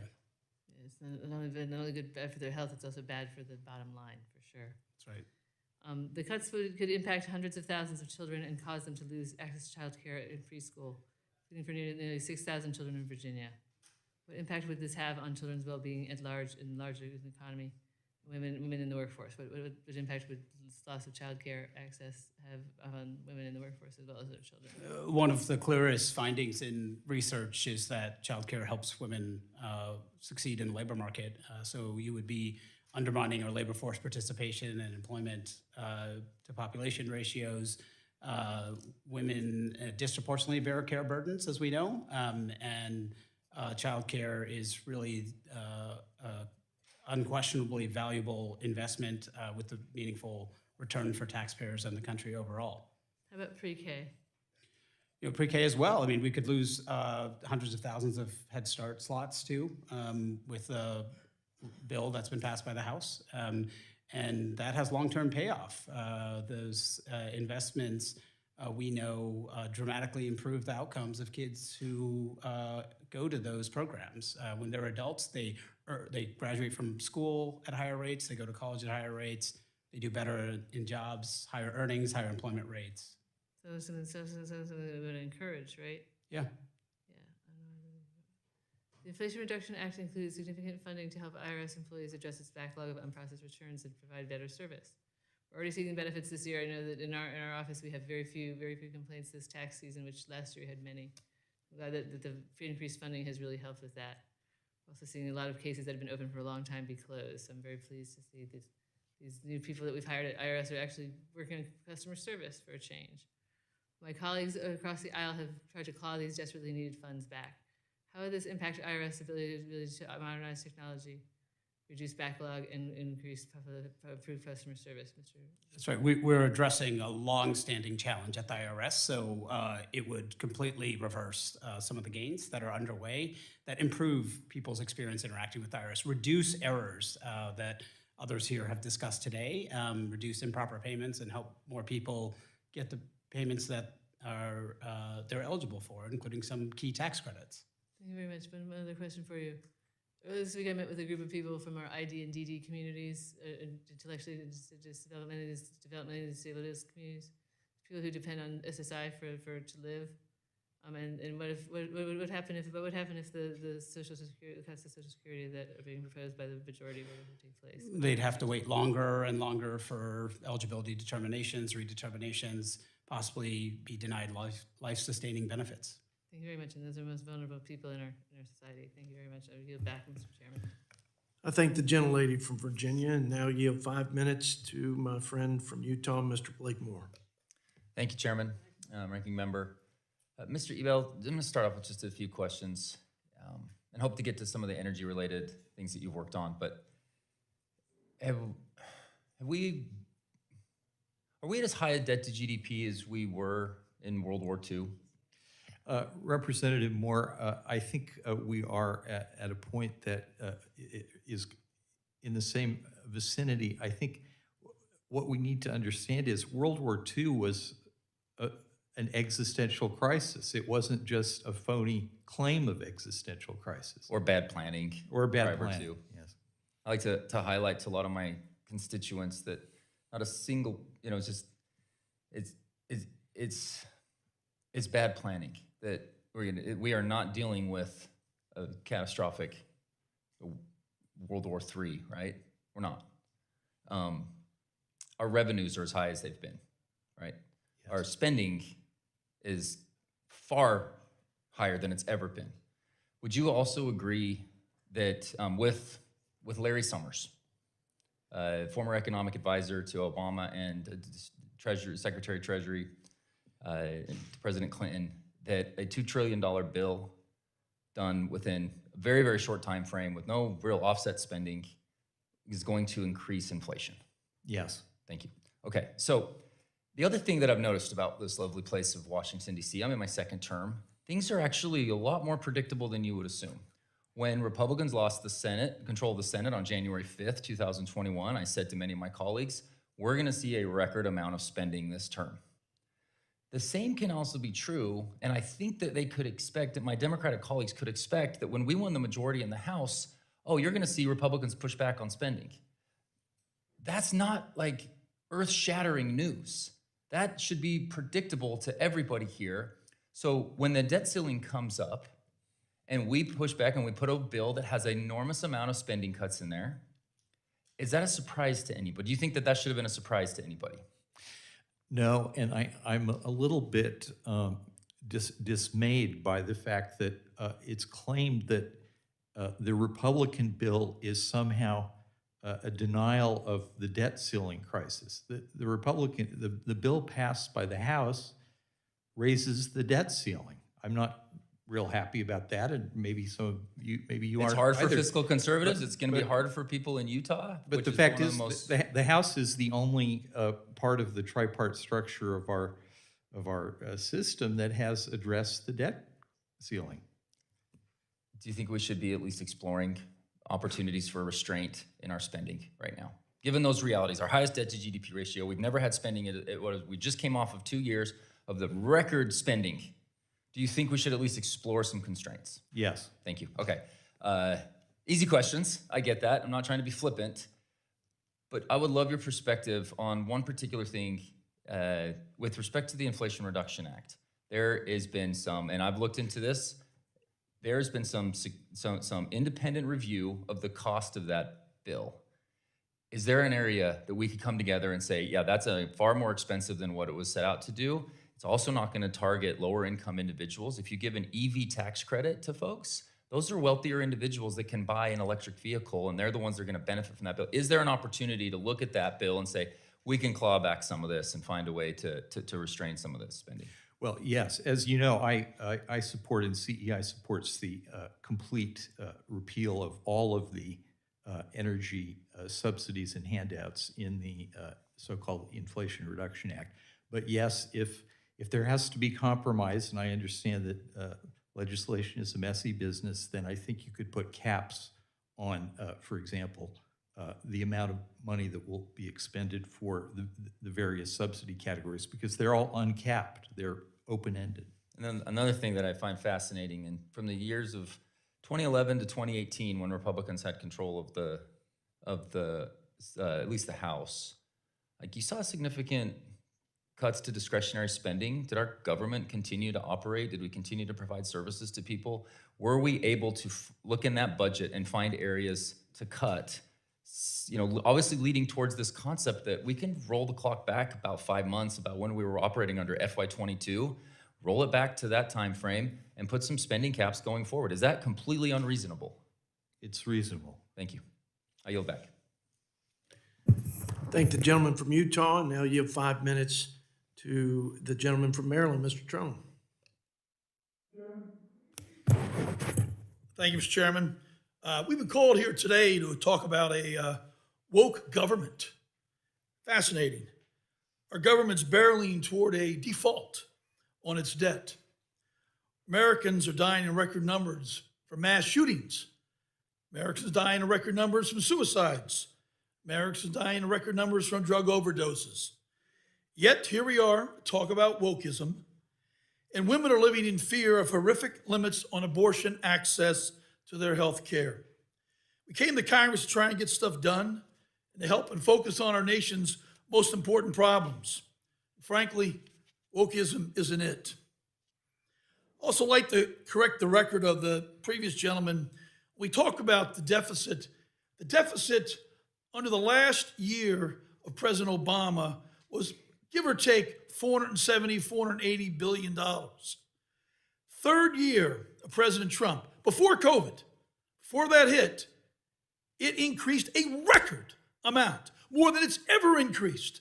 Under President Trump, the biggest increase ever to our deficit, up to $980 billion, because of a ridiculous tax cut to C corporations from 35 to 21%, which effective rate is probably 10 to 12%. Why are our C corporations, Google, Apple, eBay, paying 10 and 12% when our hardworking families are paying 15, 20, 25%? That doesn't make any sense. But President Trump, after last night's debate of lies and lies and lies, the Republicans can't seem to get out of their way on what's truth and what's lies. Well, we got to go with the facts. The facts are where we are in life. So let's try and talk about the deficit with reality and not just make up a bunch of BS because it fits the talking points that some staffer gave someone that's never ran a business, never had a payroll, doesn't have any conception of what the deficit really means. Last month, the Republicans released the Default on America Act. The debt ceiling was drafted, no hearings, no transparency. That's because it's a bad deal for working Americans. The Default on America Act would hurt our country, hurt our people, hurt our children, hurt our future. But extreme Republicans still voted to pass it. Mr. Gupta, on a brighter note, this week is Teachers Week, Teacher Appreciation. What a great time to recognize America's teachers and the important role they play. But extreme Republicans have a funny way of celebrating. The Department of Education is estimated from the Default on America Act to lose $4 billion cut from schools serving low-income students, resulting 60,000 fewer teachers. 60,000 less teachers. That's the Republicans' plan. That doesn't sound too good about our children, does it? Not to me. Your testimony explores how these critical programs, such as Head Start, we all have to love Head Start. It works. We know it works. For our children and our families, this debt ceiling is going to result in hundreds of thousands of children losing access to these programs. So in addition to hurting the children, hurting the families, how might these cuts have that opposite effect on the economy? What are they going to do to the economy that then what the Republicans claim they're going to do? It will slow our growth or even shrink our economy. It will reduce the foundation of our economy that the government does play a central role in ensuring. Bring our growth rate to a halt. Stop an economy that's growing. Stop an economy that has record folks working in the economy, the record low unemployment. Stop all of those awesome things that have happened. Instead, bring us backwards because they don't understand that a nation has to carry debt. And as a nation gets bigger, we carry more debt than we do in World War II. What a stupid question. World War II debt, what was happening in 1945, compare our economy today in 2023 to 45, and somehow that's germane? It's not germane. Mr. Gupta, your thoughts? The United States can clearly afford this debt. People will be willing to continue to buy United States debt if we don't threaten the validity of it. It is one of the safest, if not the safest, investment in the world and in extraordinary demand and continues to be. As you get bigger, you have more debt. My company at $6 billion has hundreds of millions more debt than we had at $1 billion. That's the way it works. You can use it to finance investments. When you buy a house, how you you're in grow, debt. how you build. Thank you. I yield back. I thank the gentleman from Maryland and yield 5 minutes to my friend from Minnesota, Ms. Fishbach. Thank you, Mr. Chair. And that last exchange just explains to me, it's a perfect example of the absurd arguments that are being made to increase the out-of-control spending. I did have some questions, but after sitting here for a while, excuse me, I have to say a few words because the the arguments that are being made. And I think that Representative McLean was talking a little bit about, pleading with the other side to come and help us get this spending under control. But they continue to use these outrageous emotional arguments about the things that that would get cut. And they will not admit that there is, that we can do better, There are things that could be scaled back, that can be, let's face it, cut. In the federal government, there are places, but instead, what we always end up hearing about is, of course, they're going to cut, food to children. And I think that that was one of the examples that Representative McLean used. And, it is typical fashion for the Democrats to throw out the most extreme and emotional arguments that they can find because they're unwilling to admit that there's out of control spending. I've been here 2 years, and all I've seen is Democrats spend money the first 2 years I was here.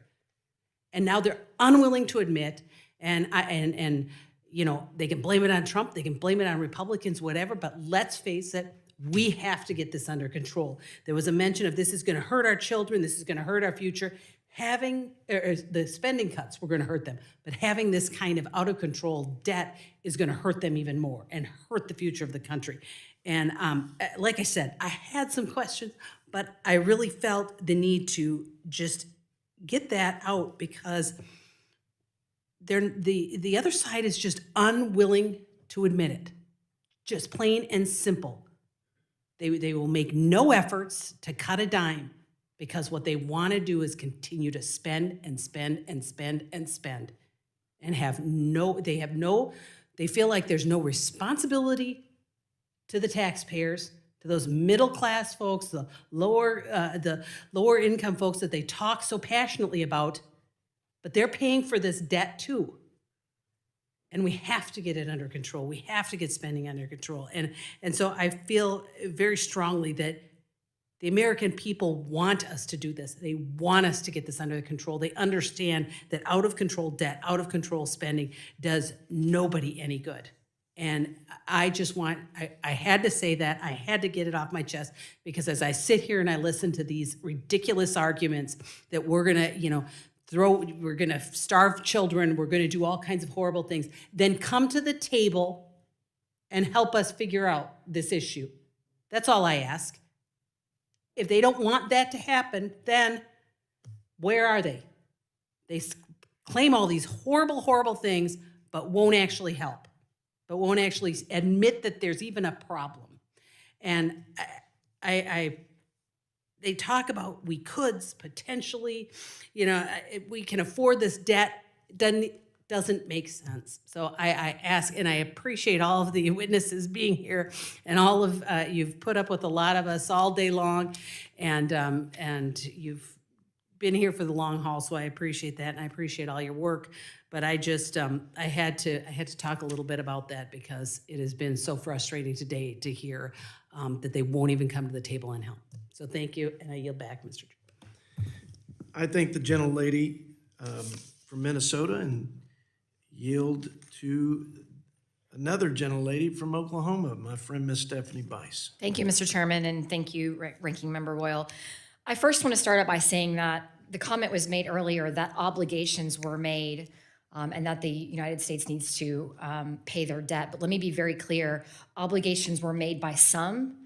I was not one of those. In the last 2 years, $11 trillion worth of obligations were made. I did not agree with many of them. And it's sort of rich to sit here in this room and hear the other side of the aisle talk about how this didn't go through proper order, because I don't recall a single one of those very large bills not only going through proper order, but not accepting amendments to be able to cut some of the wasteful spending that was in those bills. So it's frustrating for me to sit here and hear to be lectured by that. Now, my friend on the other side of the aisle brought up a great point. He said it's Teacher Appreciation Week, and I am incredibly honored to have my sister-in-law as a teacher back home. Shout out to Lisa, you're doing an amazing job. Mr. Gupta, how much did Democrats appropriate in fiscal year 23 for the Department of Education? I don't know. $175 billion. Do you know how much they appropriated in fiscal year 23 for the Department of Energy, including loan payments? I don't, but I bet you do. $478 billion. Seems to me that Democrats care more about climate change than kids. Let me make a couple of points on that particular issue. The so-called Inflation Reduction Act, enacted last year, gave $271 billion in tax credits to pay for green energy projects favored by Democrat donor class. The preliminary JCT estimate, independent analysis, keeps raising the price tag on that, with one recent estimate putting the green subsidy handouts at $1.2 trillion. The debt ceiling is tied to spending. That's why we're in the position we're in, because we keep writing checks that the government can't cash. This has to stop. And to the points that have been made by my colleagues, McLean and Fishbach and many others, you can't sit here today and tell me that there is not one single dollar that can be cut. And we've been told over and over, I hear it in the press every day, that Republicans haven't done anything. Hogwash. We passed a debt ceiling with offsets because we recognize that this is an unsustainable path. We can't continue down the road that we've been going over the last couple of years. So, Ms. Gessler, interest rates have been hiked up 10 times in response to Bidenflation. More Americans are unable to buy a home than they were a year ago. Can you talk about how interest rates are impacting the current situation with debt? Yes, the interest rates are exacerbating, and those interest rates were caused by excessive government spending, most of which was passed after the crisis was truly over. And the problem here, in talking about from the other side, saying that the Republicans' Limit, Save, Grow Act is not accounting for inflation, Americans are already paying for their own inflation. Their wages have gone up by over $5,000, but inflation has eaten away over $8,000. So they're actually $3,000 poorer, and now they're being asked to pay for the government share of inflation on top of that, within the next year alone, $11,500 in added debt to every household. Mr. Ebel, Ms. Augustin, do you want to comment on that too? Yes, I appreciate your focus on the energy slush funds in the so-called Inflation Reduction Act. And one of the things that you ought to focus on, you mentioned the Department of Energy. The Inflation Reduction Act raises the loan authority for green energy by $350 billion. That's a lot of cylinders. Ms. Augustine, if you want to quickly comment on that as well, the interest rates issue. Well, if you don't mind, I don't want to comment about interest rates. What I do Fair want to enough. say is to your sister-in-law, I believe you said as a teacher, I just think that the teachers are as much a victim as the students when the woke ideology has totally overtaken the institution that is our education system. I don't think your sister-in-law wants to teach kids that America is systemically racist. Amen. To your comment about energy, I want to make a couple of points here, Mr. Bill, if I may. The Inflation Reduction Act has given so much money to these sort of Green New Deal initiatives, including the estimates on the cost of electric vehicle battery production alone could cost upwards of $196 billion. That's 540% more than the initial estimate of $30 billion. But the bigger issue here is China. China controls 50% of the processing capacity of key EV battery inputs like lithium, cobalt, and graphite. We, through these policies that Democrats have passed in the last 2 years, are becoming more and more and more reliant on China, and that is a problem for the future. Mr. Chairman, thank you for indulging. I yield back. I thank the gentlelady and yield 5 minutes to the gentleman from Oklahoma, Mr. Josh Burkeen. Thank you, Mr. Chairman. So 1.4 trillion is what will overspend the Congressional Budget Office projects this year. That was the size of our gross national debt exactly 40 years ago. So for all of us that can remember where we were 40 years ago, and to think about the optimism, and to know it took us 200 years as a nation to get to 1.4 trillion gross national debt, we'll overspend this year in 1 year what it took us 200 years to accumulate in debt. And then 10 years from now, the Congressional Budget Office says that's just the interest payments on our debt. It was mentioned a minute ago, I'm appreciative. You take the $6.2 trillion spend, multiply it times 0.77. or 0.72 rather, you do find out that in 2017, that our government was 30% less than the size that it is today. So 30% less the size of government, totality in our spending, 6.2 comparative to 4.5, we were that much less in the size of our government. Then if you look at our dollar, I have a little prop, right? Props are fun. We know that since 2017, that if I fold back about 20% of this instrument of purchasing, that's the devaluation of our currency since 2017. So at the same time that our government's grown 30%, we've lost 20% of the value of our spending.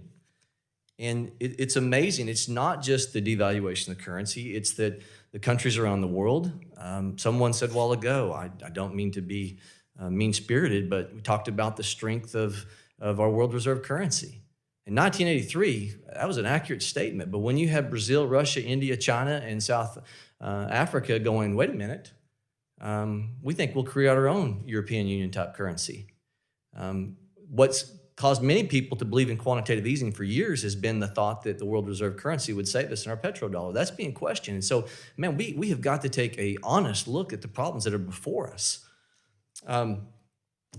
It's really astounding that when we look at the spending and people say, well, it's about the not spending enough here. The Democrat ideology is sacrificing our prosperity on the altar of the church of nature when it comes to what they're doing with going after what needs to be another dot-com type boom in America. We've got to cut and we've got to grow. And I appreciate you bringing up a while ago that from 92 to 2000, there was a 40% or a 4% economic growth GDP. Well, what's causing us to get in the 1% now in this first quarter? It's because we're fighting with our hands tied behind our back, and China and Russia are laughing at us. We've become not work brittle, they're work brittle. They're not abiding by the Paris Climate Accord, and yet we're fighting with our hands tied behind our back because of a woke ideology. And we've got to grow past this, and we've got to grow up, and we've got to stop appeasing radical ideology. Food prices up 17% in the last several years, since 2021. Since the Biden administration took over, gas prices up 37%. Real wages decreased 3.5%. Somebody today will spend, on average, $13,000 more to buy the exact same goods and services as they did, prior to Biden taking office as a family.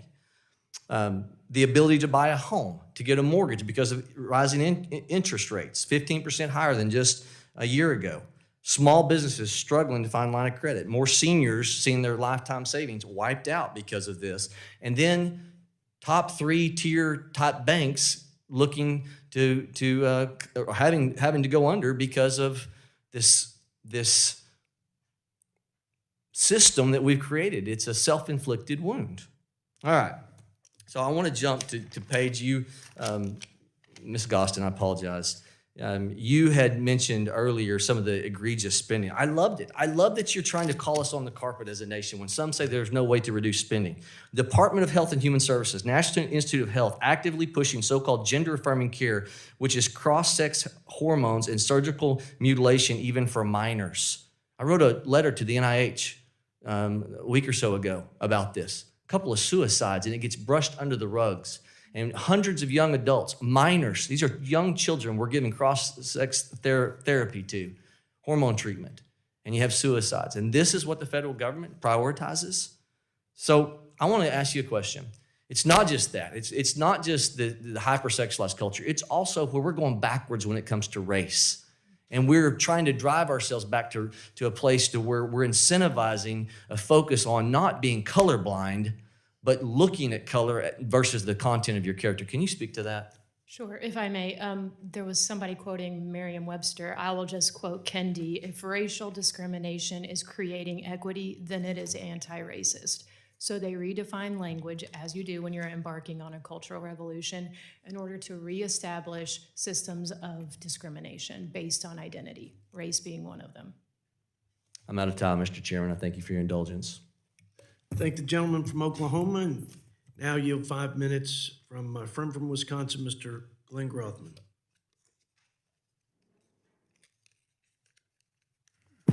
Thank you. I just got a few questions here.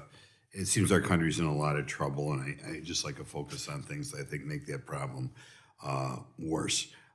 Ms. Gressler, I want to focus a little bit on the earned income tax credit. It's something I've long disliked for a variety of reasons. One of the most embarrassing things Republicans have done, I think, in the last 40 years.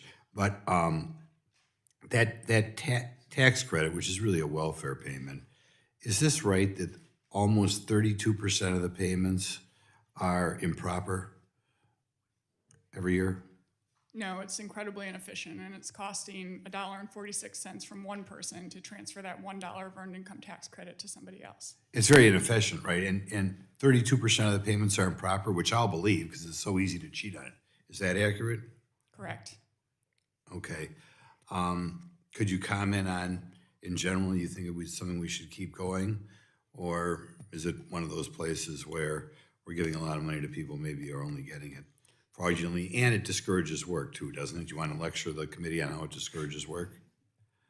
Yes, and the phase-out ranges of that credit, it imposes very high marginal tax rates that discourage people from pursuing either more work or from pursuing education that would allow them to further climb the career ladder. And so Is it true, depending on your family size, it discourages you from making another $16,000 a year, or $20,000 or $26,000 or whatever? The well-informed will say, sorry, I can't improve myself more than, say, $25,000 a year, I'm going to lose my earned income tax. yes, that program combined with others actually makes sense for people to not pursue better opportunities. Well, thank you. Very good. That's what we want to hear. Next thing, President Biden's so-called American Rescue Plan expanded the child tax credit by removing work requirements and turning it into an unconditional cash payment per child. What effect on the moral fiber of this country will these changes have? It's incredibly problematic, and there were studies that showed that for the lowest income children, that would actually make them worse off because it would reduce labor force participation. And this is not a partisan issue. I like to remind people President Clinton quoted Robert Kennedy when he said, "Work is the meaning of what this country is all about. We need it as individuals, we need to sense it in our fellow citizens, and we need it as a society and as a people." Work is crucial, especially when you have children in the home, to building those foundations for success. And today, what we're talking about in some of the limits that have been put, the work requirements and the Limit Save Grow Act, those are not even targeted at individuals with children. Those are individuals without children, older ones. And when I've been looking at what's happening in the labor force today, employment among people who have no children under the age of 18 at home is down by 1.6%. Employment of people who have children in the home is up by 1.3%. So it's not the families with children that are struggling today. Their employment has improved. It's predominantly people who don't have children at home who are not working. So I want you to restate that in this fashion. They always talk about the booming economy and the low unemployment rate. But that unemployment rate doesn't take into account people are sitting on their butt not trying to get a job, does it? There are 2 million people, 2 million fewer people working today. And I do want to correct that for the record. The employment to population ratio is not higher than it's ever been. It's lower, and it's the equivalent of 2 million lower compared to February 2020. Okay, so over time, under the Biden administration, I think this is a goal of the progressive party. They like everybody dependent on the government.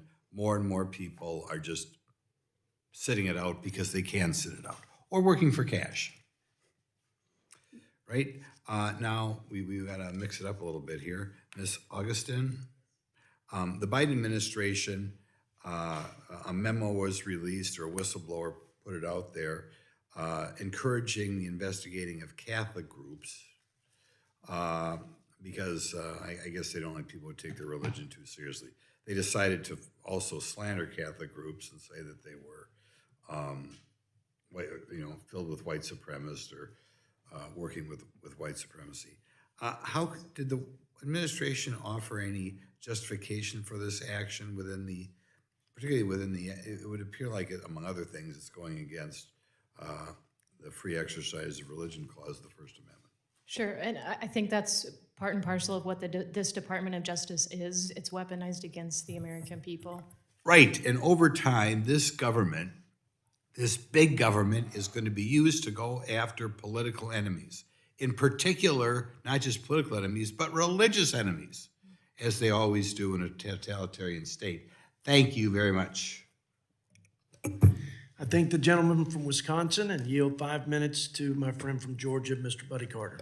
I thank the gentleman for yielding, and I appreciate all of you being here, and what an appropriate and timely hearing that we're having that's entitled Exposing the Woke, Wasteful, and Bloated Bureaucracy, and nothing could be further from the truth. Thank you for that. This is something we needed to have, Mr. Chairman, and I do thank you.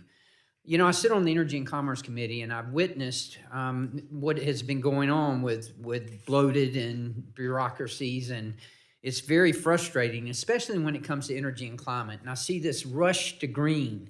Look, I have the honor and privilege of representing the entire coast of Georgia, 100 miles of pristine coastline, and it also happens to be my home where I've lived all my life, and no one cares about the environment more than I do.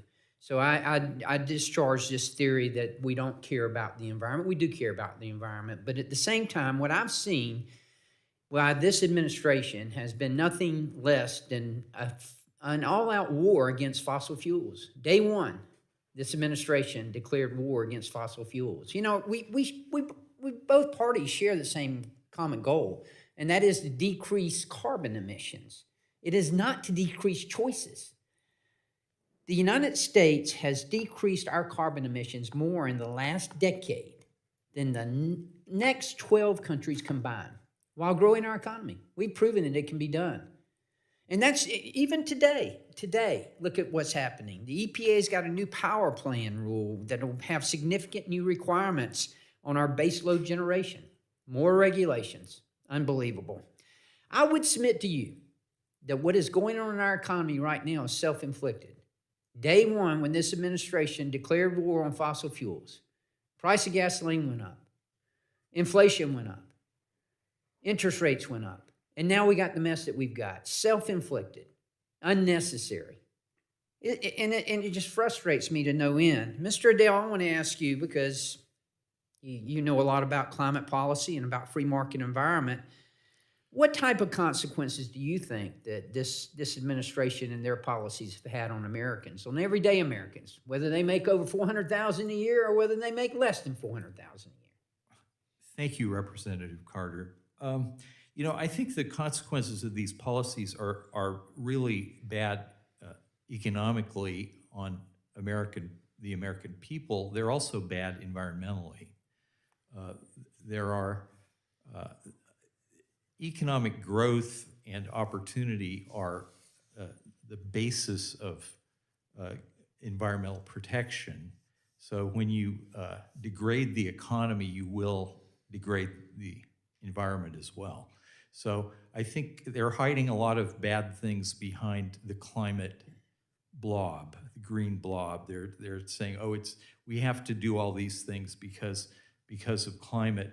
But in fact, they have very deleterious impacts on the environment as well. Thank you. Ms. Grasler, what about you? What's your opinion?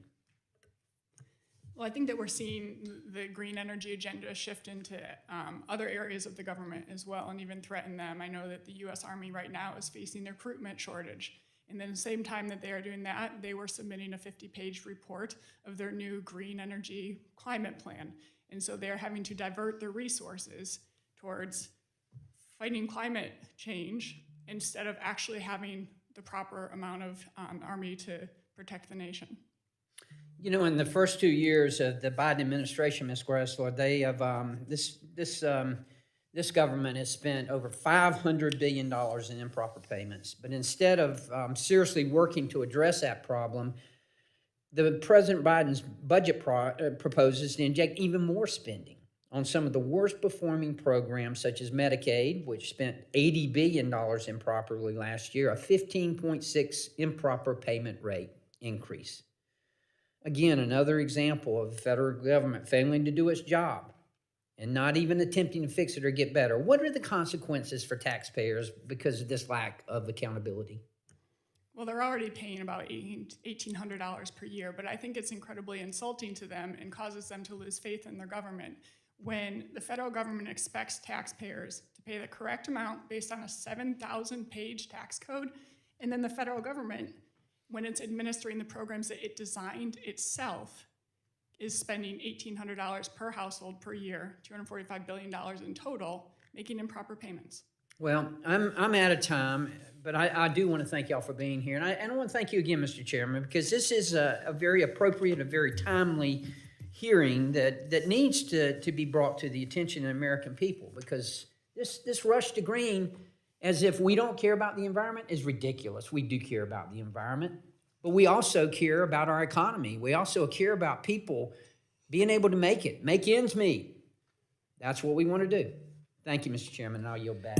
I think my friend from Georgia couldn't agree more. We love God's great earth, and we are stewards of those natural resources, but we better be stewards of taxpayer resources or everything that anyone cares about on any side of the political spectrum will be irrelevant because we'll bankrupt the country. With that closing remark of mine, much shorter than my introduction, I might add, I want to thank the witnesses. You all do a lot of prep to come here, and you spend a lot of time with us. You've been generous. We appreciate your insights, your input, and God bless you. And we'll close by saying that members can submit written questions to be answered in writing. Those questions and your answers will be made part of the formal hearing record. Any member who wishes to submit questions for the record may do so within 7 days. And with that, the committee stands adjourned.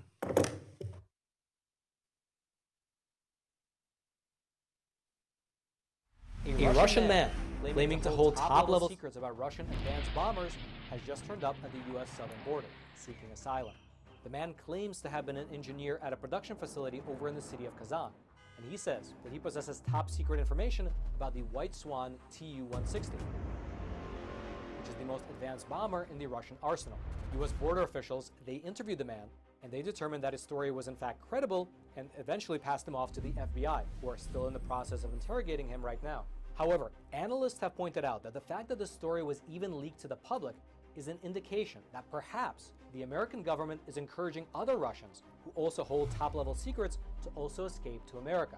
And if you thought that was interesting, well then you should click on that button below this video and check out Epic TV, one of the best no-censorship video platforms on the internet.